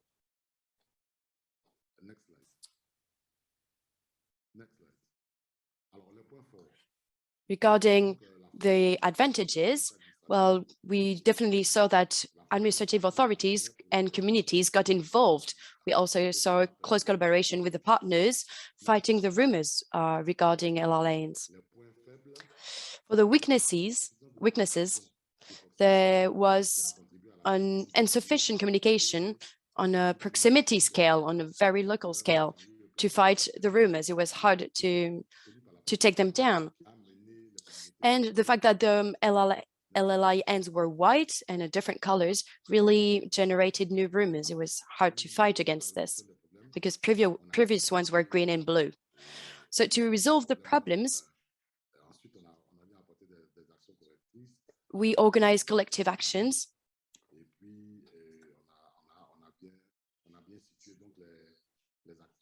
And we really targeted the different stakeholders. So we had people doing work on raising awareness. We had other NGOs, and we had also the organization of communication and debates with the authorities. So now talking about mass communication. The general objective was to strengthen the communication on the use of LLINs through media and social media. This happened in July and August 2021. For the specific objectives, we decided to intensify the dissemination of raising awareness ads through TV and radio, to encourage the population to use the different nets. We also strengthen our communication on social networks to fight disinformation regarding the use of nets.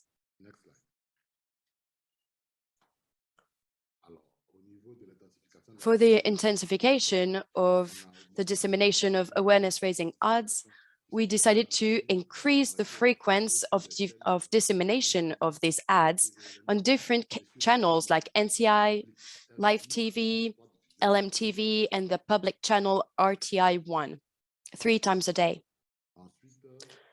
Regarding social media, we sponsored several posts on the use of LLINs to reach 5,000 people.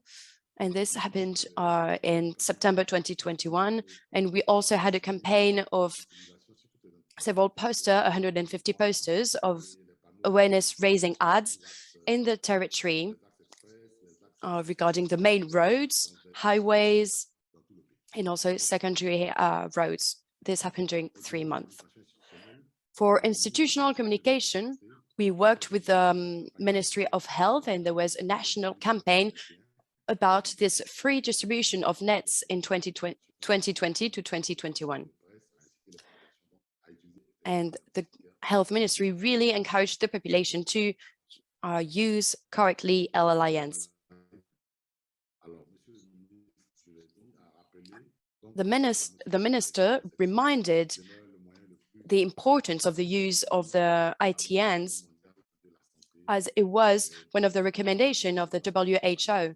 So because it was an important element to break down the transmission channel of malaria. Thank you for your attention. So here you can see on this picture the different people who were involved during this mission of awareness-raising campaign. The woman wearing the white hat was the responsible of communication, and we also had community leaders with us. Thank you very much. Thank you very much, Dr. Abe. That was a great presentation and a good example of how a locally based, multifaceted communication campaign to help combat some rumors and misinformation. Really fascinating. Thank you so much.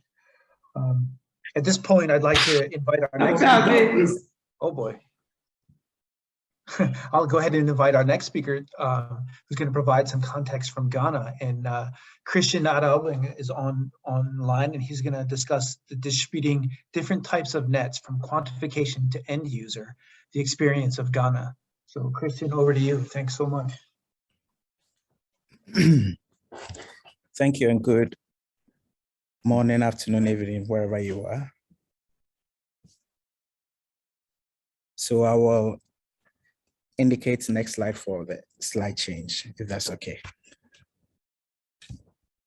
So this is the outline of today's presentation. We'll go through an introduction and the stratification or the multi-product plan. We'll look at processes for multi-product distribution. We'll go through the mass campaign implementation. And then we'll look at some results and challenges. Next slide. So that's Ghana showing where it's sited on the continent of Africa. I think for all of us sat around this table of discussion, vector control and its contribution to malaria is well understood as it has been well documented. In Ghana, the situation is no different, where we have also promoted the use of vector control in our fights towards malaria. And this is evidence in our net use culture, which spans a very long time. Starting 2003, we have promoted the ownership and use of LLI through several approaches. We conducted a stratification in 2019, and the outcomes of those stratification provided the needed evidence for some decisions to be made, where we saw PMI even agreeing to support ITN distribution with PBO nets, given the evidence that was generated. And then also with the inclusion of Ghana in the new nets projects, we then began to see the distribution of ITN taking a multi-product approach. And that is what is evidenced in this, the 2021 campaign, to be precise. So there are two broad strategies for mass distribution or for distribution of ITNs. We have the mass campaign, the 3-year mass campaign, and then the continuous distribution strategy, which is also aimed at sort of augmenting quantities of ITNs in the household available to households. Next slide. So looking at the stratification and its outcome, we see that priority was given to case management in all places where standard diagnostic and treatment medication is made available at all places. We also see IPTP in every place around the country. In specific settings, we see IRS or indoor residual spraying, particularly in the northern areas. And then we also have SMC, which is targeted to certain areas where the evidence of seasonality of transmission and the burden is well documented. On the next slide on the right is showing the multi-product distribution plan as it features on a map of Ghana, where we see that for two particular regions in Western and Western North, the new nets was distributed. And then we have PBO in quite a number of regions and some districts. In some regions, we have a mix of PBO and standard nets. And then in some regions, we also have standard nets entirely, like in the case of Greater Accra region. Next slide. So again, looking at the processes for multi-product ITN distribution, we want to highlight 6 key processes which needs to be carefully implemented. I mean, the individual success of these processes will culminate in a well coordinated plan or ITN distribution. So we want to focus on it one by one. Next slide. For quantification, which is among the initial activities for ITN distribution, we have the focus or the basis for all quantification being population, and it is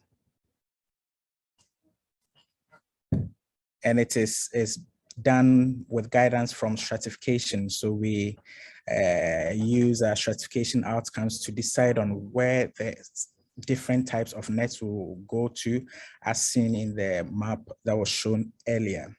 And it's also important to know that leading to the start of each campaign, where the discussion on quantification is on the table, that's also the right time where the right partners and donors should be engaged well in advance to be able to sort of have your commitment for nets, especially when you envisage some gaps. So for the different strategies for mass campaign, we see that, again, we use population, and we use population from previous campaigns. For urban areas, we want to sometimes reduce the population, and this is all backed by previous campaign data. And I think we've done that consistently, and it hasn't hurt campaign in any way. We also apply the universal coverage principle, which is if we are all familiar, the 1 net to 1.5 persons, and that will give us a target population as seen in point 1 and 2, which we target for mass campaign. For continuous distribution through health and school, it's pretty similar, but the focus is on pregnant women and children under 5 for health facility. And then for school distribution is for pupils in classes 2 and 6 that are targeted. For pregnant women, we apply an average proportion of ANC registrants. This is resulting from a 3-year data trend, and then that will result in expected registrants, which are given ITN. That forms the basis for our quantification for nets to be given to pregnant women. The situation is quite similar for children under 5, where we target children under 5 who have been given ITN, looking at a trend of a 3-year trend data. And then we use that to quantify for eligibles in ensuing years. There's a hash that's stating that, especially for new nets and PBO, which may be limited for targeted area, the right quantification is of paramount, it's very paramount. Next slide. So in this slide, we are seeing an outlook summary of what it all looks like coming together in the end of a quantification. We see different types of nets featuring, and we see it running quantifications for different years and for different activities or interventions. So see 2021 projections through to 2025. You're looking at PBO nets, you're looking at standard nets, and we are looking at new nets. For CD or for continuous distribution, there are times we include TB. Very recently, we quantify and add nets for TB. So we are also seeing that also here. Essentially, this is just to tell us that there is careful thinking and quantification that goes into deciding which net goes where. Next slide. And the similar thinking also goes into quantification for continuous distribution. Now, coming into mass campaign macro estimate, this is just showing us how we quantified at the macro level for ITN distribution for the various regions and also for the different types of nets. So we have all the regions, and then we have the different types of net, standard, PBO, and then new nets. We see that at the macro level, we're envisaging that some 16.7 million nets will be distributed for the mass campaign. Next slide. Now, procurement is also one major activity or process that, if done well, will secure some success when it comes to ITN distribution. If done poorly, can also mar the whole campaign. At the national level, we do procurement mainly using macro estimates, and this is done well ahead in advance, considering manufacturing, shipment, and then the time is actually needed for each campaign. It's also important to note that procurement mechanisms differ among partners or donors. In the Ghana context, we see the key players being Global Fund, PMI, and also the government of Ghana when it comes to ITN distribution or ITN purchase. It's also important to note that the different types of nets procurement mechanism can also differ.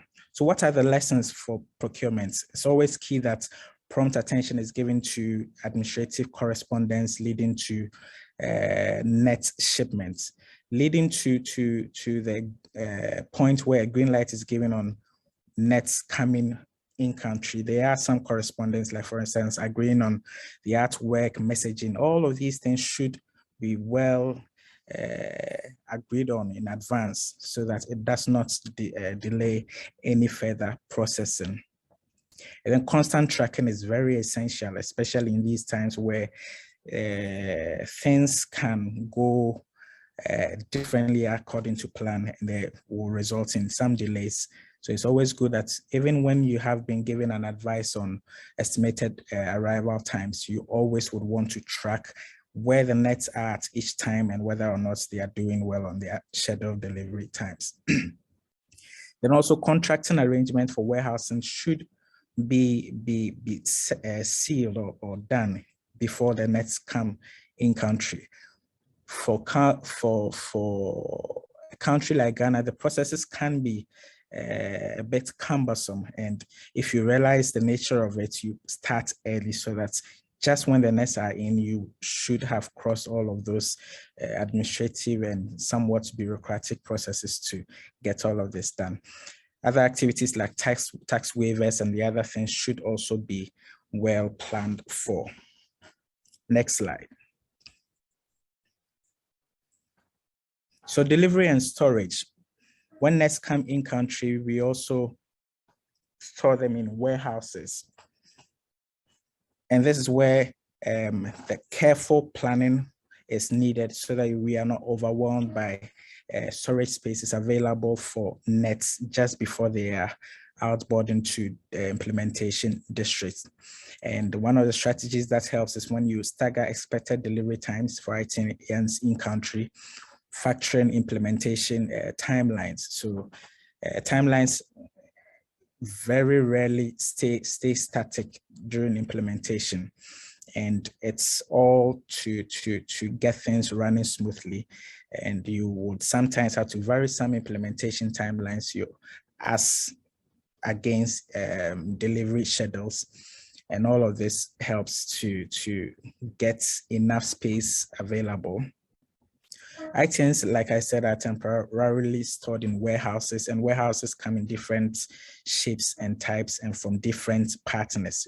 We have program warehouses, we also have government warehouses, and sometimes different nets go to different places, and that's where you want to coordinate where nets actually go in and where the movement or transport will actually go.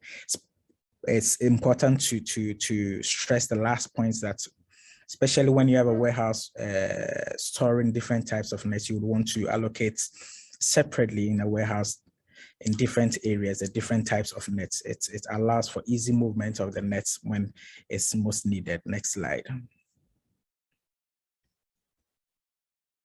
So allocation is also another key activity. Nets come in country, but how much of it is going to specific areas? And that decision comes in varied forms. For mass campaign, it usually happens right after validation.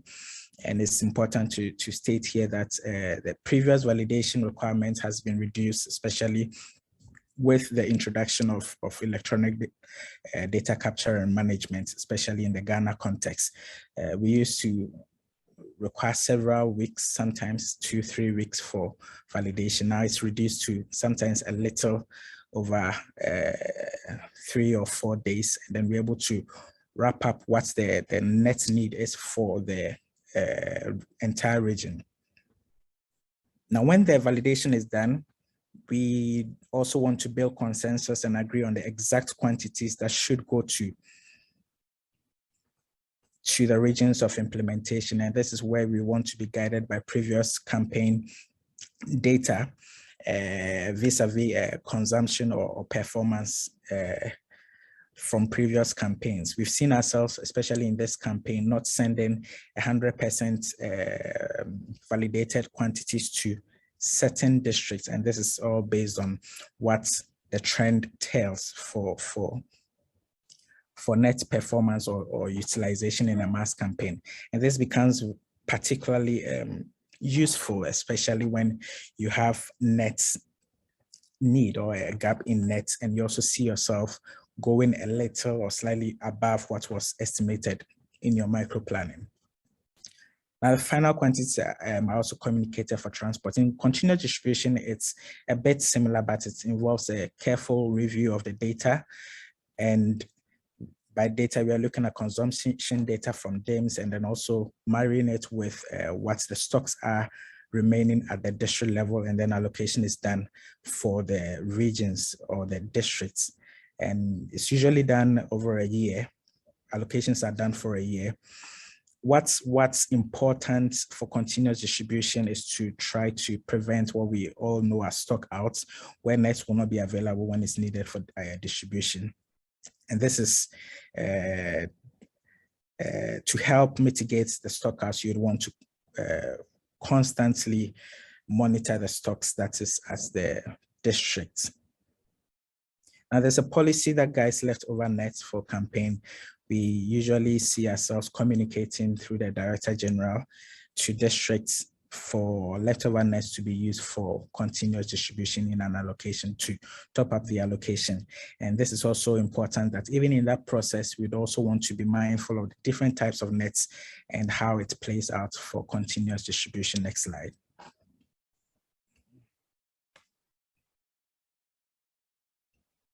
Transportation is also very, very key, and this is where you'd want to coordinate the movement of ITNs from the central warehouse to the district, and also onward from the district to the implementation areas. National level is responsible for transportation of ITNs from the central warehouses to the districts, and this is usually done by third-party haulage companies. This is usually coordinated by the Ministry of Health and also partners where specific nets types are involved. Like PMI would usually procure PBO nets and will also plan for its transportation. Now, the point here that's worthy of note is that it should be carefully coordinated. This is where you wouldn't want to have a situation where wrong net is transported from a wrong warehouse to a different implementation area. And this requires careful coordination. We have seen ourselves having procurement officers staying almost all day, sometimes throughout the night at the warehouse, just to make sure that the right nets are going to the intended areas. Now, when it comes to the different or the lower level transportation, the district is now mandated to do that. And that's where the consideration for the terrains come into play. And it affects the different means of transport. The next slide, we'll see it representing in pictures where different transport means are used. From the warehouse to the distribution points, we see pictures and all different means being used, bicycles, motor bicycles. For how to reach areas, we've seen ourselves using canoes and boats and the sorts. Next slide. So when it comes to distribution, again, just as highlighted in the intro, there are two broad strategies for ITN distribution in the country: the mass campaign every 3 years, and then the continuous distribution, where we have the health facility and then the school distribution. Essentially, the idea is that we are making ITNs available to household in a universal coverage manner. For the continuous distribution, we have the health facility and then the schools distribution. I'll just leave it there. Next slide. So now zoning down to Mass Campaign 2021. Mass Campaign, as we all know, is a strategy adapted to as it were, push as many nets at a go to household in a bid to achieve universal coverage. The country, Ghana, has implemented 4 campaigns when we include the very recent 2021 campaign. The picture or slide on the right is just highlighting the different phases of the campaign and the key activities that need to be keenly planned for and implemented if we want to see a successful campaign. So we see pre-campaign activities running through the development of a plan, area identification, regional briefings and all that. Then in the campaign, we are going through micro-planning, trainings, registration, data review, transport, and distribution. Post-campaign activities include evaluation meetings, reverse logistics, and the likes. We see SBCC being pivotal in all the phases of the campaign, highlighting the facts that it's essential in different phases of the campaign, and you need to plan for the different phases with different focus to achieve a specific intended targets. Next slide. So for SBCC, just as the previous slide mentioned, it runs through all the campaign phases, and the different phases have a focus. So for pre-distribution, the focus is to create awareness about the campaign with using all different channels for advocacy and communication. In distribution, we are targeting household to sort of whip up the interest to attend the distribution points to redeem the nets. And then in post-distribution, we are looking at promoting the consistent use of the LLINs. And this is where we've seen ourselves challenged in many campaigns where we don't see commensurate coverage of ITN utilization with net issuance. Key messages include the fact that all types of nets distributed, regardless the color, the textile, and the packaging, are effective. We have had ourselves having to sort of not convince, but educate some members of the community that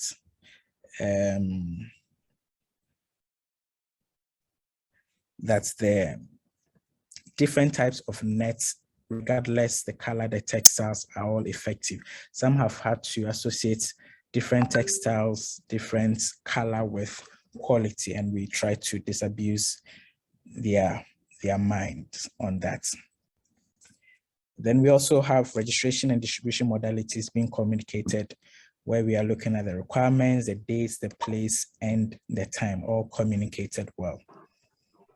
The benefits of sleeping under a net is also part of the key messages, and then the continuous education on LLIN use, and also the proper disposal of LLIN. That's the packaging and all of that. Next slide.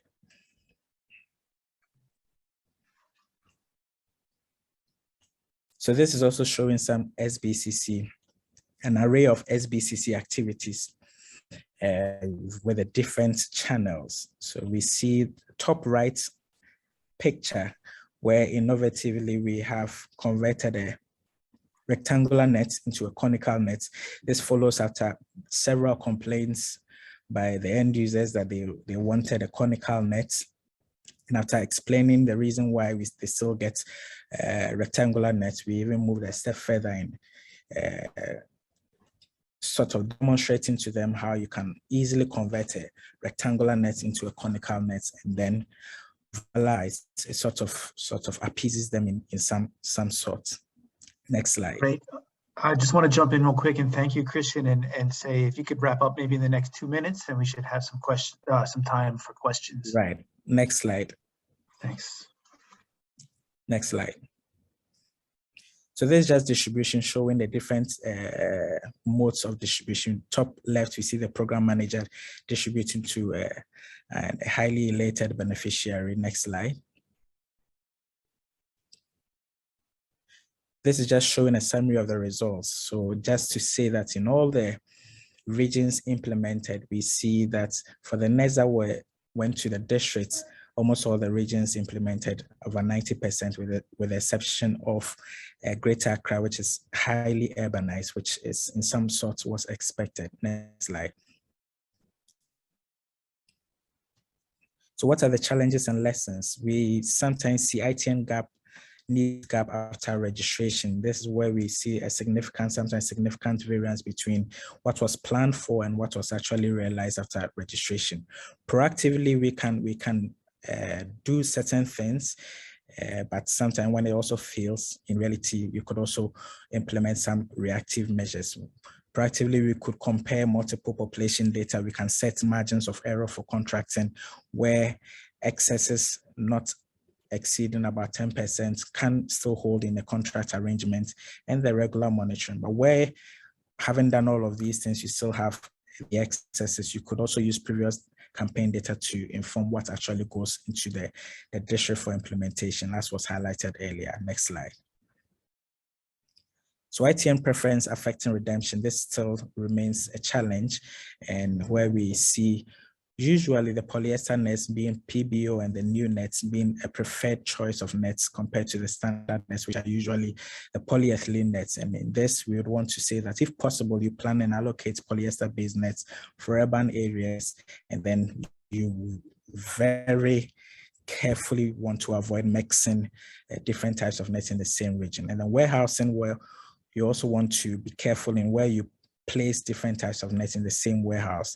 Then shipment delays, you also always want to track the types of nets as it comes in country vis-a-vis implementation schedules. Next slide. Managing continuous distribution stock out. This hasn't yet presented as a challenge, but we need to highlight it here so that it doesn't become an issue.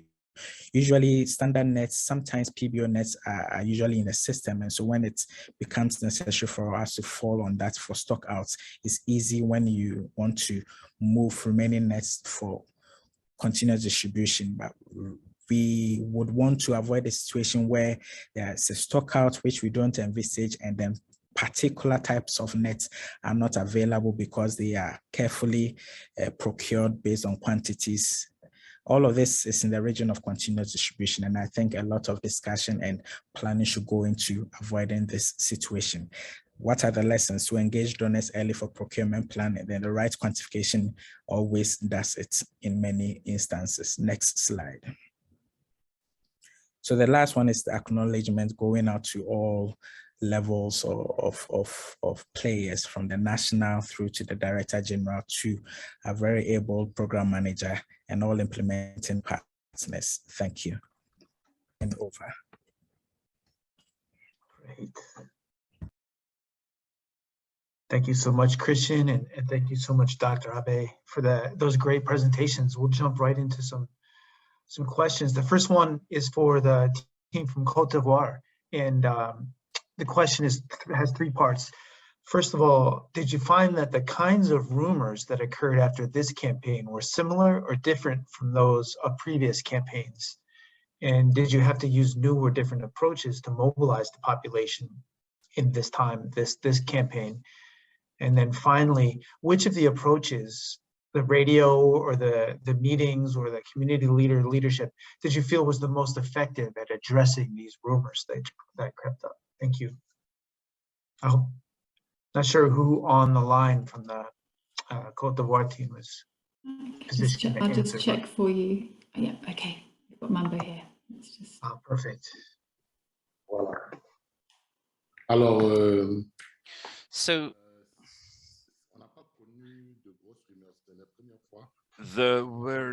it is the first time where there are rumors on the toxicities of the nets, so important as that. So the approach that we have implemented it is an approach, an original approach for the first time on a community level and on a mass media level. So on a community level, we worked with the community leaders who have an influence and an impact on the population, and afterwards we worked with the health agents that are in contact with the population, and they guide them for their health. And also we have the mass media approach, because they allow to tap into a large pool of people, the people that have an influence on their region were all concerned in the campaign, and these people helped us to influence the behavior of their families, of their entourage, and to change their minds. So it is a multi-sectorial approach that we had, so either a community approach and mass media approach, and also with the application of new behavior in terms of communication that appears, so social networks and so on and so forth. This is a manner to communicate that is becoming more and more relevant. I hope you are satisfied with the answer. Yeah, I think that was pretty thorough. Thank you so much. Quick question for Christian. There had been an effort to create a private market through the PSMP project. Is that private market channel still part of the strategy in Ghana? Yes, it is. It's still open to whoever would want it, and the options are available in all its aesthetic forms and preference. And so I have a quick follow-up question on that. I don't know much about this project, but does that private market channel provide any or all of the net types, or is it limited to some of the ITN types that are available? As far as I know, when it comes to the class of insecticide, I think they are usually the standard types of nets. And there's very little difference. I think it has more to do with aesthetic preferences than the That makes sense. Yeah. Thank you. I think we've got the next question in French, so I'll throw that to you, Deb. Okay, no problem. So, alors, donc, comme leçon pour les campagnes. So for future campaign or other countries, what do you think has to be done before the campaign in order to manage these rumors? This is a question for Giovanni, for Dr. Abbé, please. Vous avez bien compris la question? Did you understand the question, Dr. Abbé?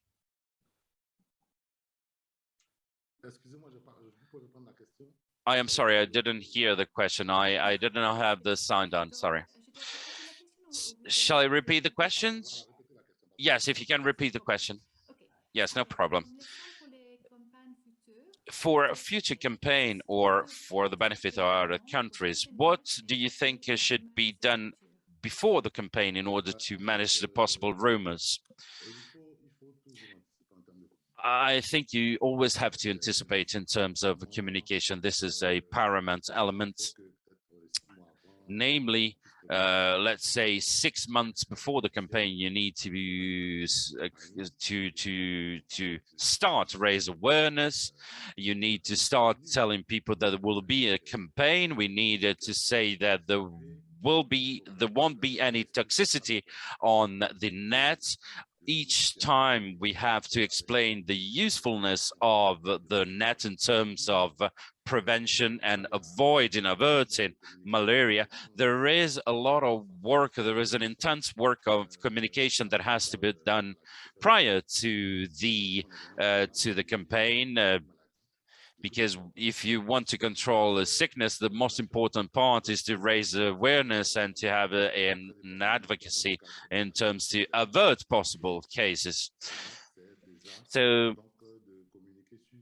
first of all, you need to communicate on all the specificities of the future campaign. Because, for instance, this year we changed. For instance, we had a particular nets of a new generation, and in the stratification we had to inform the population on the possible changes that could occur in between a campaign and the future campaign, because here, for instance, people were not sufficiently informed on the difference that would find in the nets, and that was one of the reasons that led to the spreading of rumors and to the challenges and difficulties we had for them to accept the new nets. So you always need to communicate on a community level and also on a local media level. I would advise to start communication 6 months prior to the campaign, and that would reduce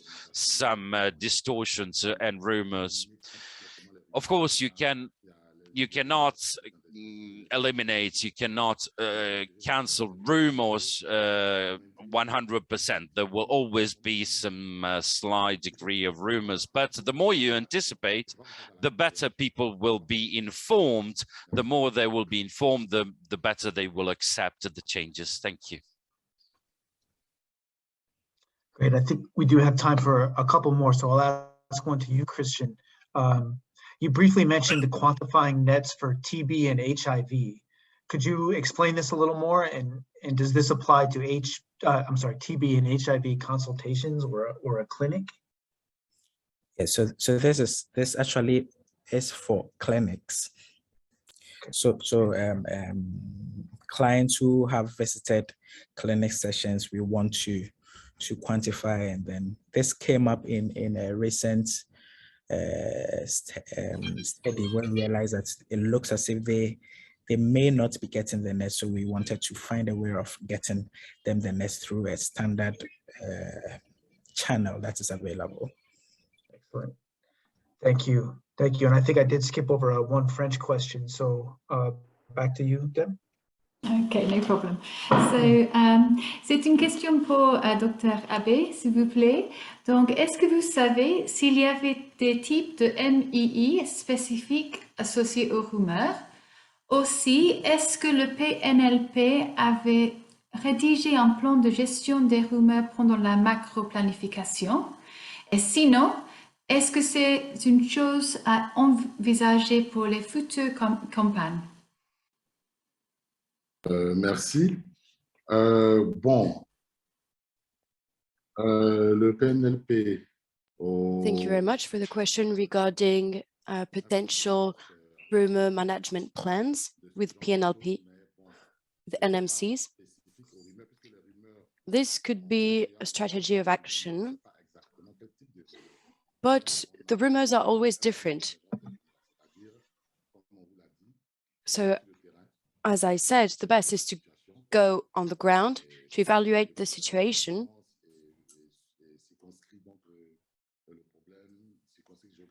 and to understand what is the scope of the rumors, which community is involved, and then try to get involved with the administration in the geographical zone that corresponds to it. And then we can have a collaboration with the media and other authorities. But there's also a part of something we cannot forecast. Being, for example, what the content of the rumor, it's always unpredicted, and we have to get on the ground to really understand.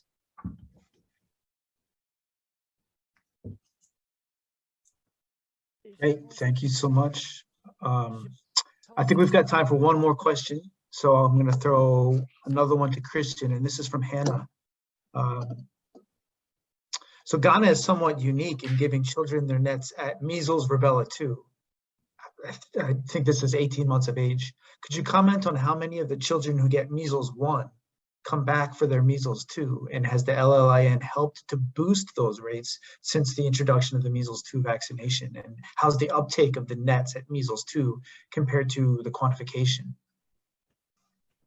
Yes, so So it's one way, it actually goes into in the decision to tie it to the indicator of the measles, and this is just because the EPI rates for utilization or acceptance is very, very high for the measles vaccination, and that's why we actually went on to tie it to that denominator, and that's just to tell us that the rate for the measles moving or transition to the measles 2 is very, very high. Generally, the API structure is very, very solid. Great, thank you so much, and thank you both, Dr. Abe and Christian, for that really, really good session about the intricacies with rumors and multi-product campaigns. Really, really informative. So I think at this time, we're going to transition right into the final presentation of the day. And so I'm going to introduce Eddie Thompson from LSTM, who's a program manager and vector biologist. And he's going to talk to us, just give a quick summary of the discussions and next steps from the ITN quality meeting. So Eddie, I hand it over to you. Thanks. Thanks very much, Joe, and thanks for the opportunity to speak to you all today. So as Joe mentioned, I'm going to just give a brief update on a meeting that was held in December of last year on ITN quality and performance that we're calling Raising the Floor on NETs. It was organized by the Innovation to Impact program, as well as the Clinton Health Access Initiative with support from Bill and Melinda Gates Foundation. So the problem statement that we got kind of posed, and this was kind of formed over pretty much 2021, was that there was a growing evidence that we were seeing that NETs were not consistently performing as we expected for the full 3 years in the field. And there were some pretty high profile cases of this, and there was also some anecdotal evidence across the NET market. And we came to this convening, asking the question, why? And gathering stakeholders together to identify some of the challenges to ensure that NETs are of high quality and performing as expected. Next slide, please. So just to give you kind of an overview of what the convening was all about, we held it online over the course of 3 half days. And as I mentioned before, it was in December of last year.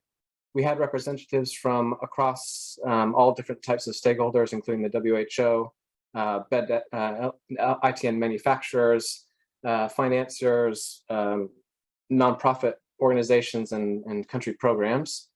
And we had the primary aim of discussing some of the major challenges around net quality. So can you go back 1 slide? There we go.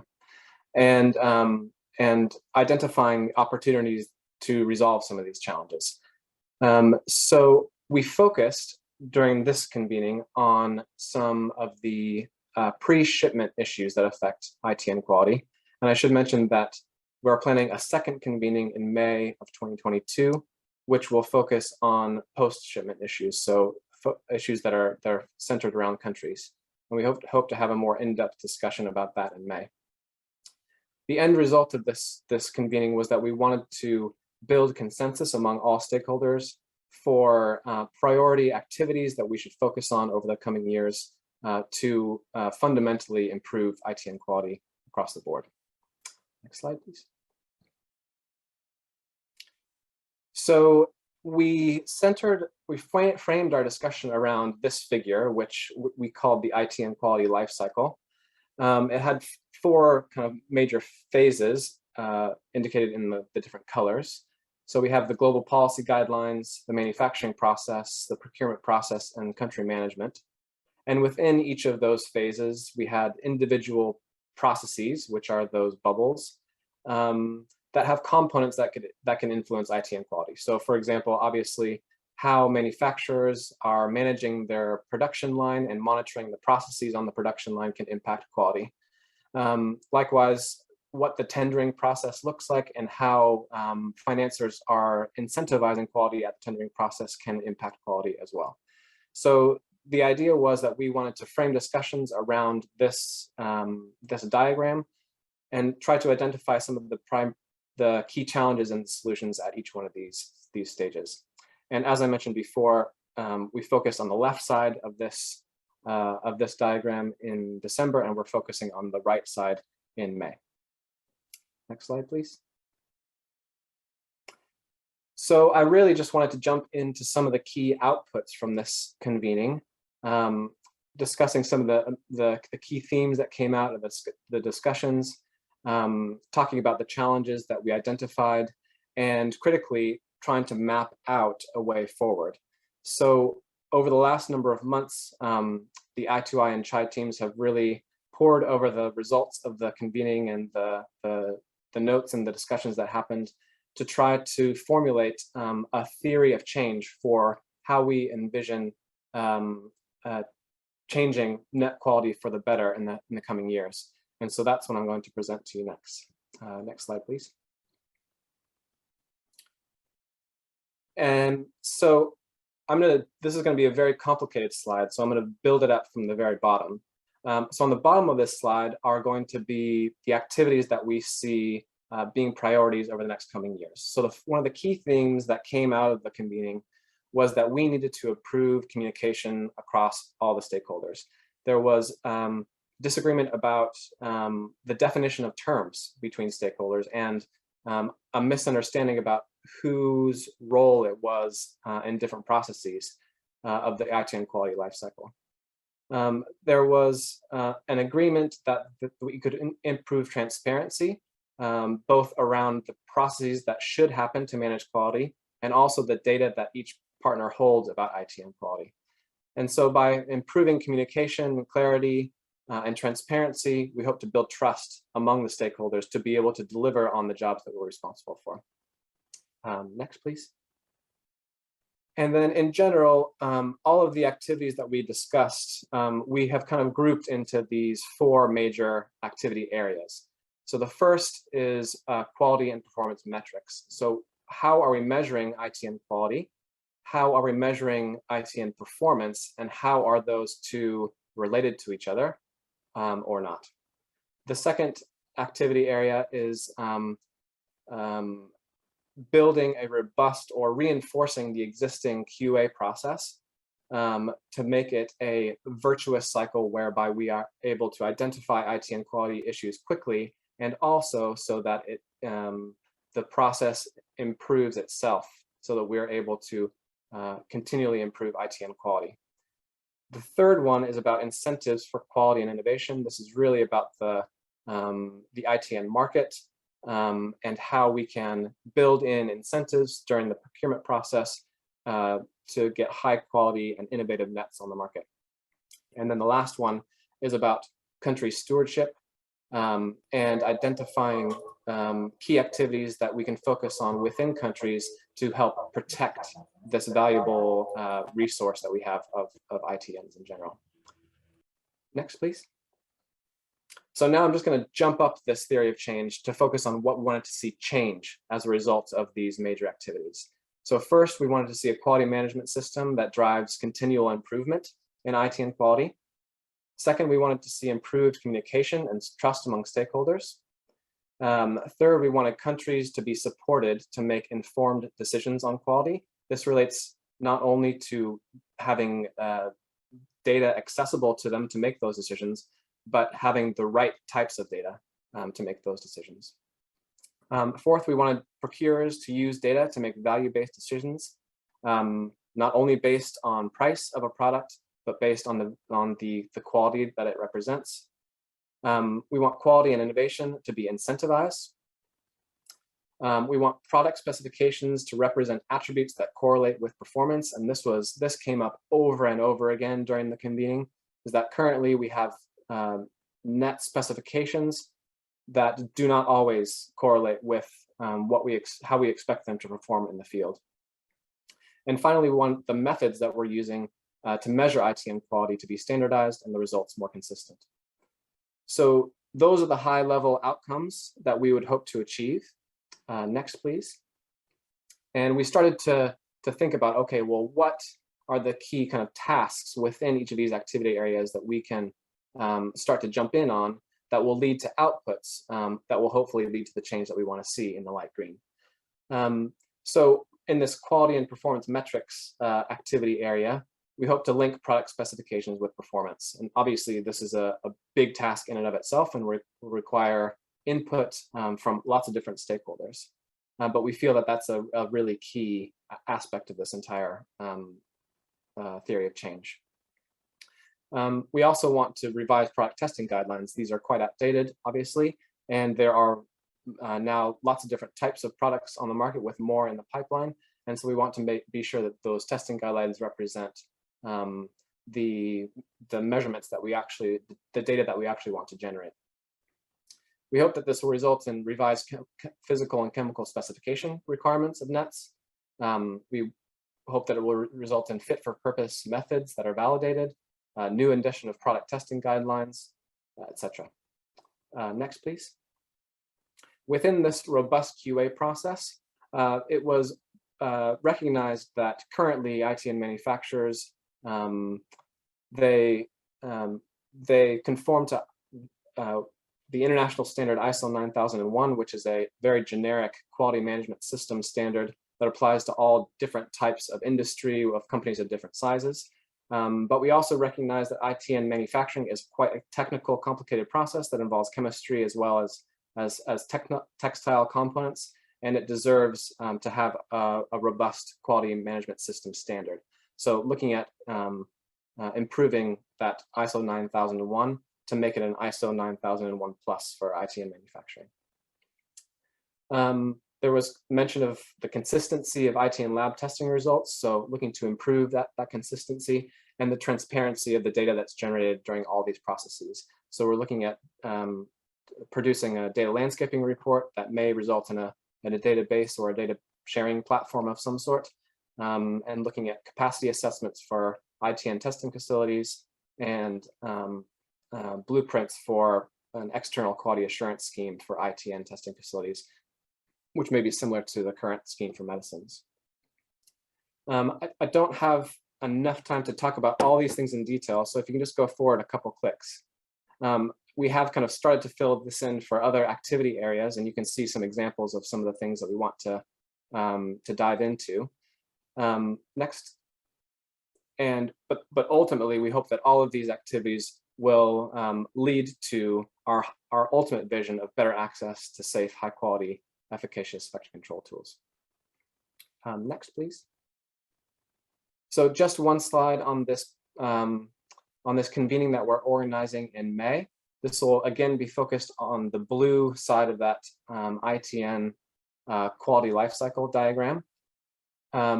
It'll be in-person meeting in Liverpool, and we are organizing it so that it will be a similar participatory style as the first convening. So we're going to be doing lots of working group activities and allowing time for plenty of discussion so that we can gain consensus views on some of the primary challenges related to country management of ITN quality.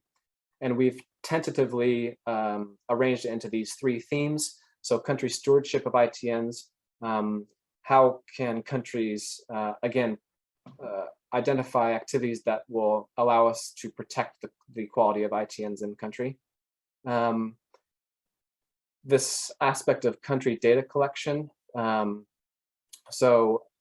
Looking into what data is currently being collected post-shipment in terms of post-shipment testing as well as durability monitoring, and how that data is being used. And a lot of the work that PMI is doing right now is going into this aspect as well. So perhaps we can discuss the streamlined approach during this meeting as well. And finally, about this theme of country ownership and the agencies of countries to make decisions about that will impact ITN quality and how we can address some of those power imbalances. So those are three themes that we're currently working with. On the next slide, I just have my email address as well as the contact info of Angus if you would like to have any further suggestions on the convening that we're planning in May, or indeed any kind of questions about the convening in December, please feel free to contact us. Thanks very much.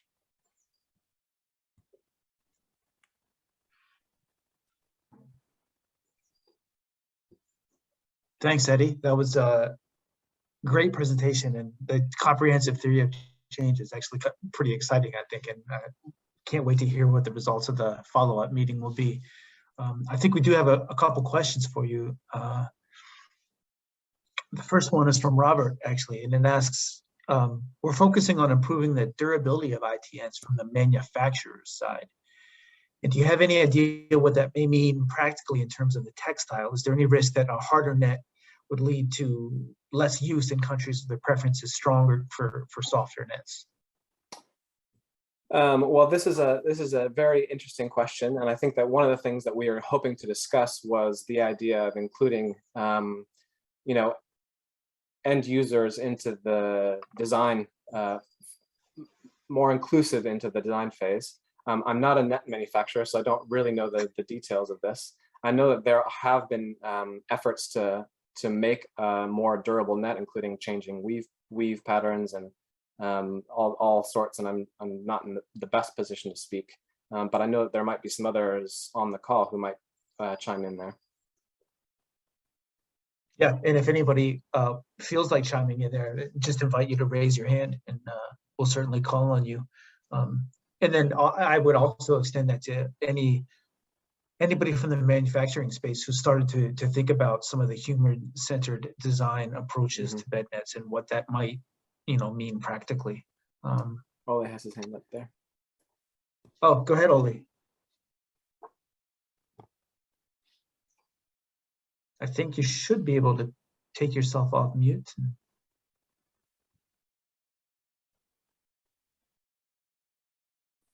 If not, we. Is it okay now? Yes, yes, thank you. Good. So since I work a lot in this area of quality control and net improvement, so I think that some of this come out of the price squeeze that companies are in. I don't think that's a secret. And they are given minimum standards, as you refer to. But these minimum standards are seen as the mean value, the target values. And then you have an allowed variation about that. So one way to make nets cheaper, and this is what producers are forced to, is to go down to the minimum allowed deviation from the target value. For instance, if you take a net weight can be 40 grams per square meter, 38 is allowed. Okay, so producer will target 38 grams because they can gain a few cents by that. So what I'm suggesting is that since a net with 38 grams will be accepted, just like a net with 38 grams and 25% less insecticide, because that's also an allowed variation. That would be to test these lower values. Years ago, I tested lower values for permanent together with a chemist, minus 25% on target, plus 25%. And the minus 25% would kill mosquitoes up to 12 washes. The target one would kill to 21, and the plus 25 would kill to 35%. But they're all allowed to be sold. So a simple way to improve the system is that the nets has to be tested on the minimum allowed values, because that will mean that you have to move them to higher values, the target values. That will improve a lot. It's very simple.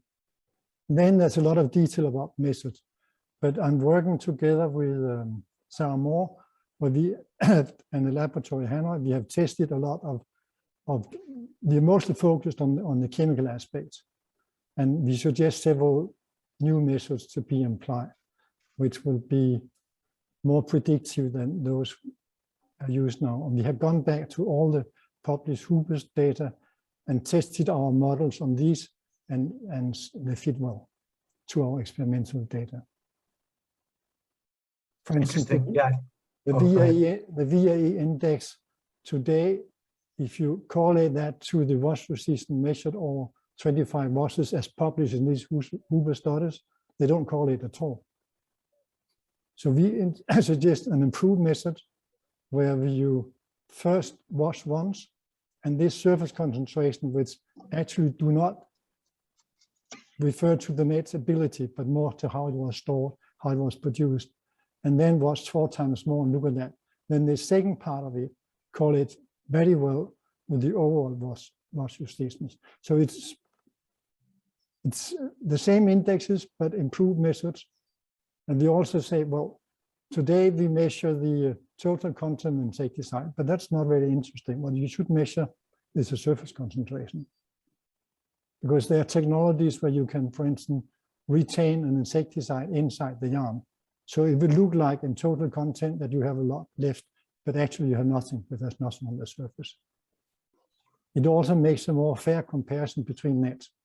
If you take what I wrote an article, short note about Olicet Plus, the two are basically different because the release ratio are very different because the polymers are very different. It's not just the PPO which makes a difference. There's 10 times more permethrin on the surface on Olicet Plus than on Olicet. And that's okay. Yeah, thanks, Oli. And I hearing all these things. Good. And yeah, it all of these kind of correlate to one of the points that Eddie brought up from the theory of change and the importance of improving product specifications so that they correlate a little bit more with how the ITN would be expected to perform in the field. So thanks. Thank you. I think we've got time for one more question for you, Eddie. And it's a good one too.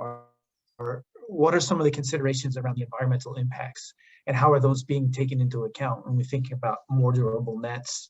You know, I guess the thinking here is more durable nets would probably be, well, actually, I don't know. Yeah, I mean, but also fewer anyway. I don't know. What do we do about all the plastic? I guess is how I summarize that. Yeah, that's a very good point, and perhaps something that we should consider discussing more. I think that falls in the category of incentivizing quality and innovation in products. If innovation, by that definition, means that we want products that are more sustainable. So, you know, perhaps we can think about that in the next convening to see what people's views are. Yeah, and I think that this would be a great topic to include in some of those human-centered design discussions. I know I've heard a lot of great ideas from Silas and others at PAMCA about, you know, trying to think about ways to locally manufacture things and using different fibers and different textiles, and how can we incentivize explorations in those spaces as well. Yeah. So I think that basically brings us, if I'm not mistaken, to the end of today's session.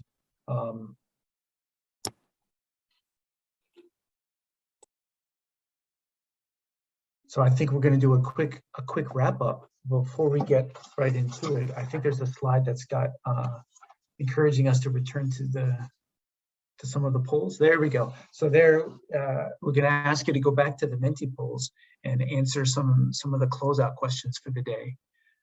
So again, it's probably easiest if you wanted to do this from your mobile device. You can go to the website and enter the code that's on the screen. I think it may be in the chat box as well, or use the QR code and head back to the Menti polls to answer some of the closeout questions. There we go. I do want to thank all of the presenters today and all of the great content that was presented and the really interesting discussions that followed up. This is really interesting. I could watch the real life poll data come in all day, but so far so good. These look like pretty good scores.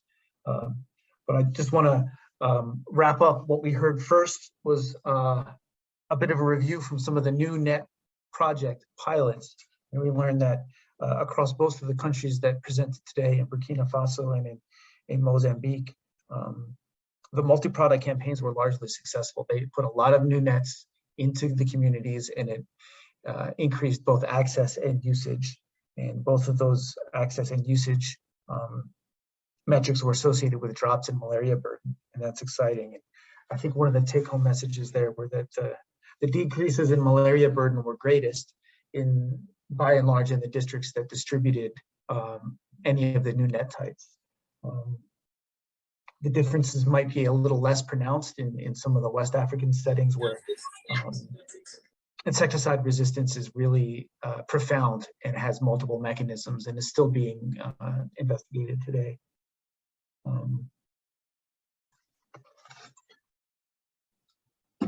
Can we throw up one of the second question from the Menti?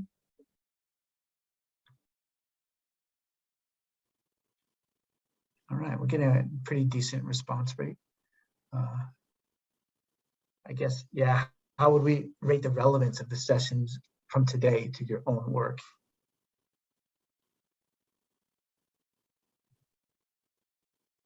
Perfect. And mostly good scores there. And I think we can leave this up if we can. But I want to thank and just quickly review the second group of presenters.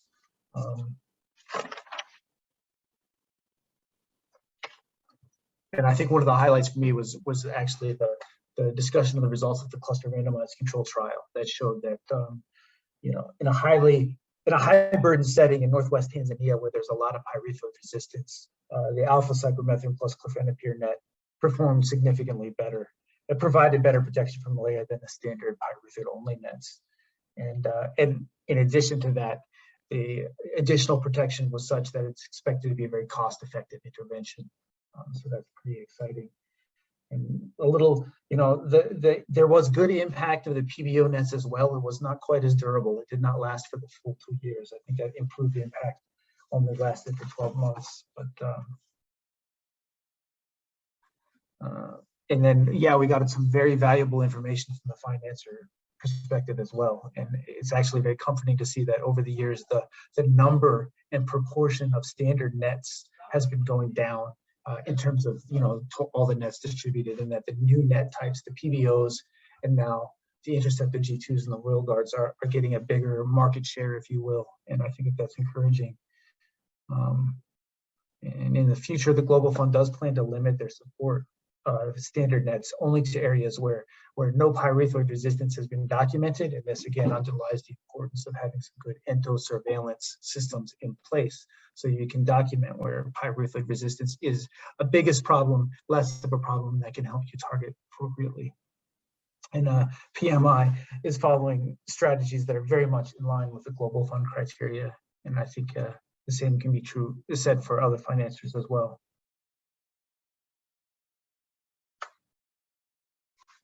And I think we can go ahead and move on to the final Menti. Which of today's sessions was the most helpful for you in your daily work? And I think that's a bit of a tough question, because I really think that all of these different components kind of come together to weave sort of a complete story. And I really enjoyed learning about all of these.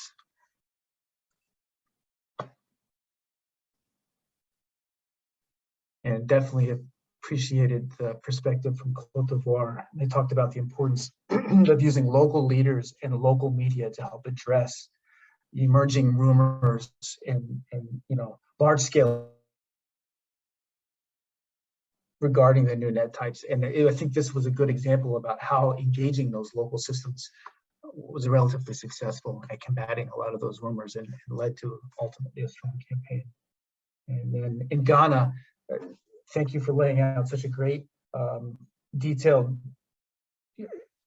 picture that addressed all the complexities and all the details that are involved in a complex multi-product and actually multi-intervention campaigns, and the lessons learned from, you know, all the way from quantification of nets and other intervention commodities all the way to the distribution. I think it shed light on how complex some of these campaigns can get. And then finally, I want to thank our last presenter for providing some of the results from that the recent ITN quality meeting and the compelling theory of change. And again, sort of just highlights how complex the issues are that we're dealing with. And I look forward to hearing a lot of the results from the follow-up meeting that's planned. And how can we improve the quality and performance metrics that we use to describe the nets, and how we can use that to lead to higher quality nets, and what the implications of that will be. I think that pretty much brings us to the end. And I'm going to invite the presentation team on to, I think, provide one last word of wrap up. And then I guess we'll encourage everyone to come back tomorrow.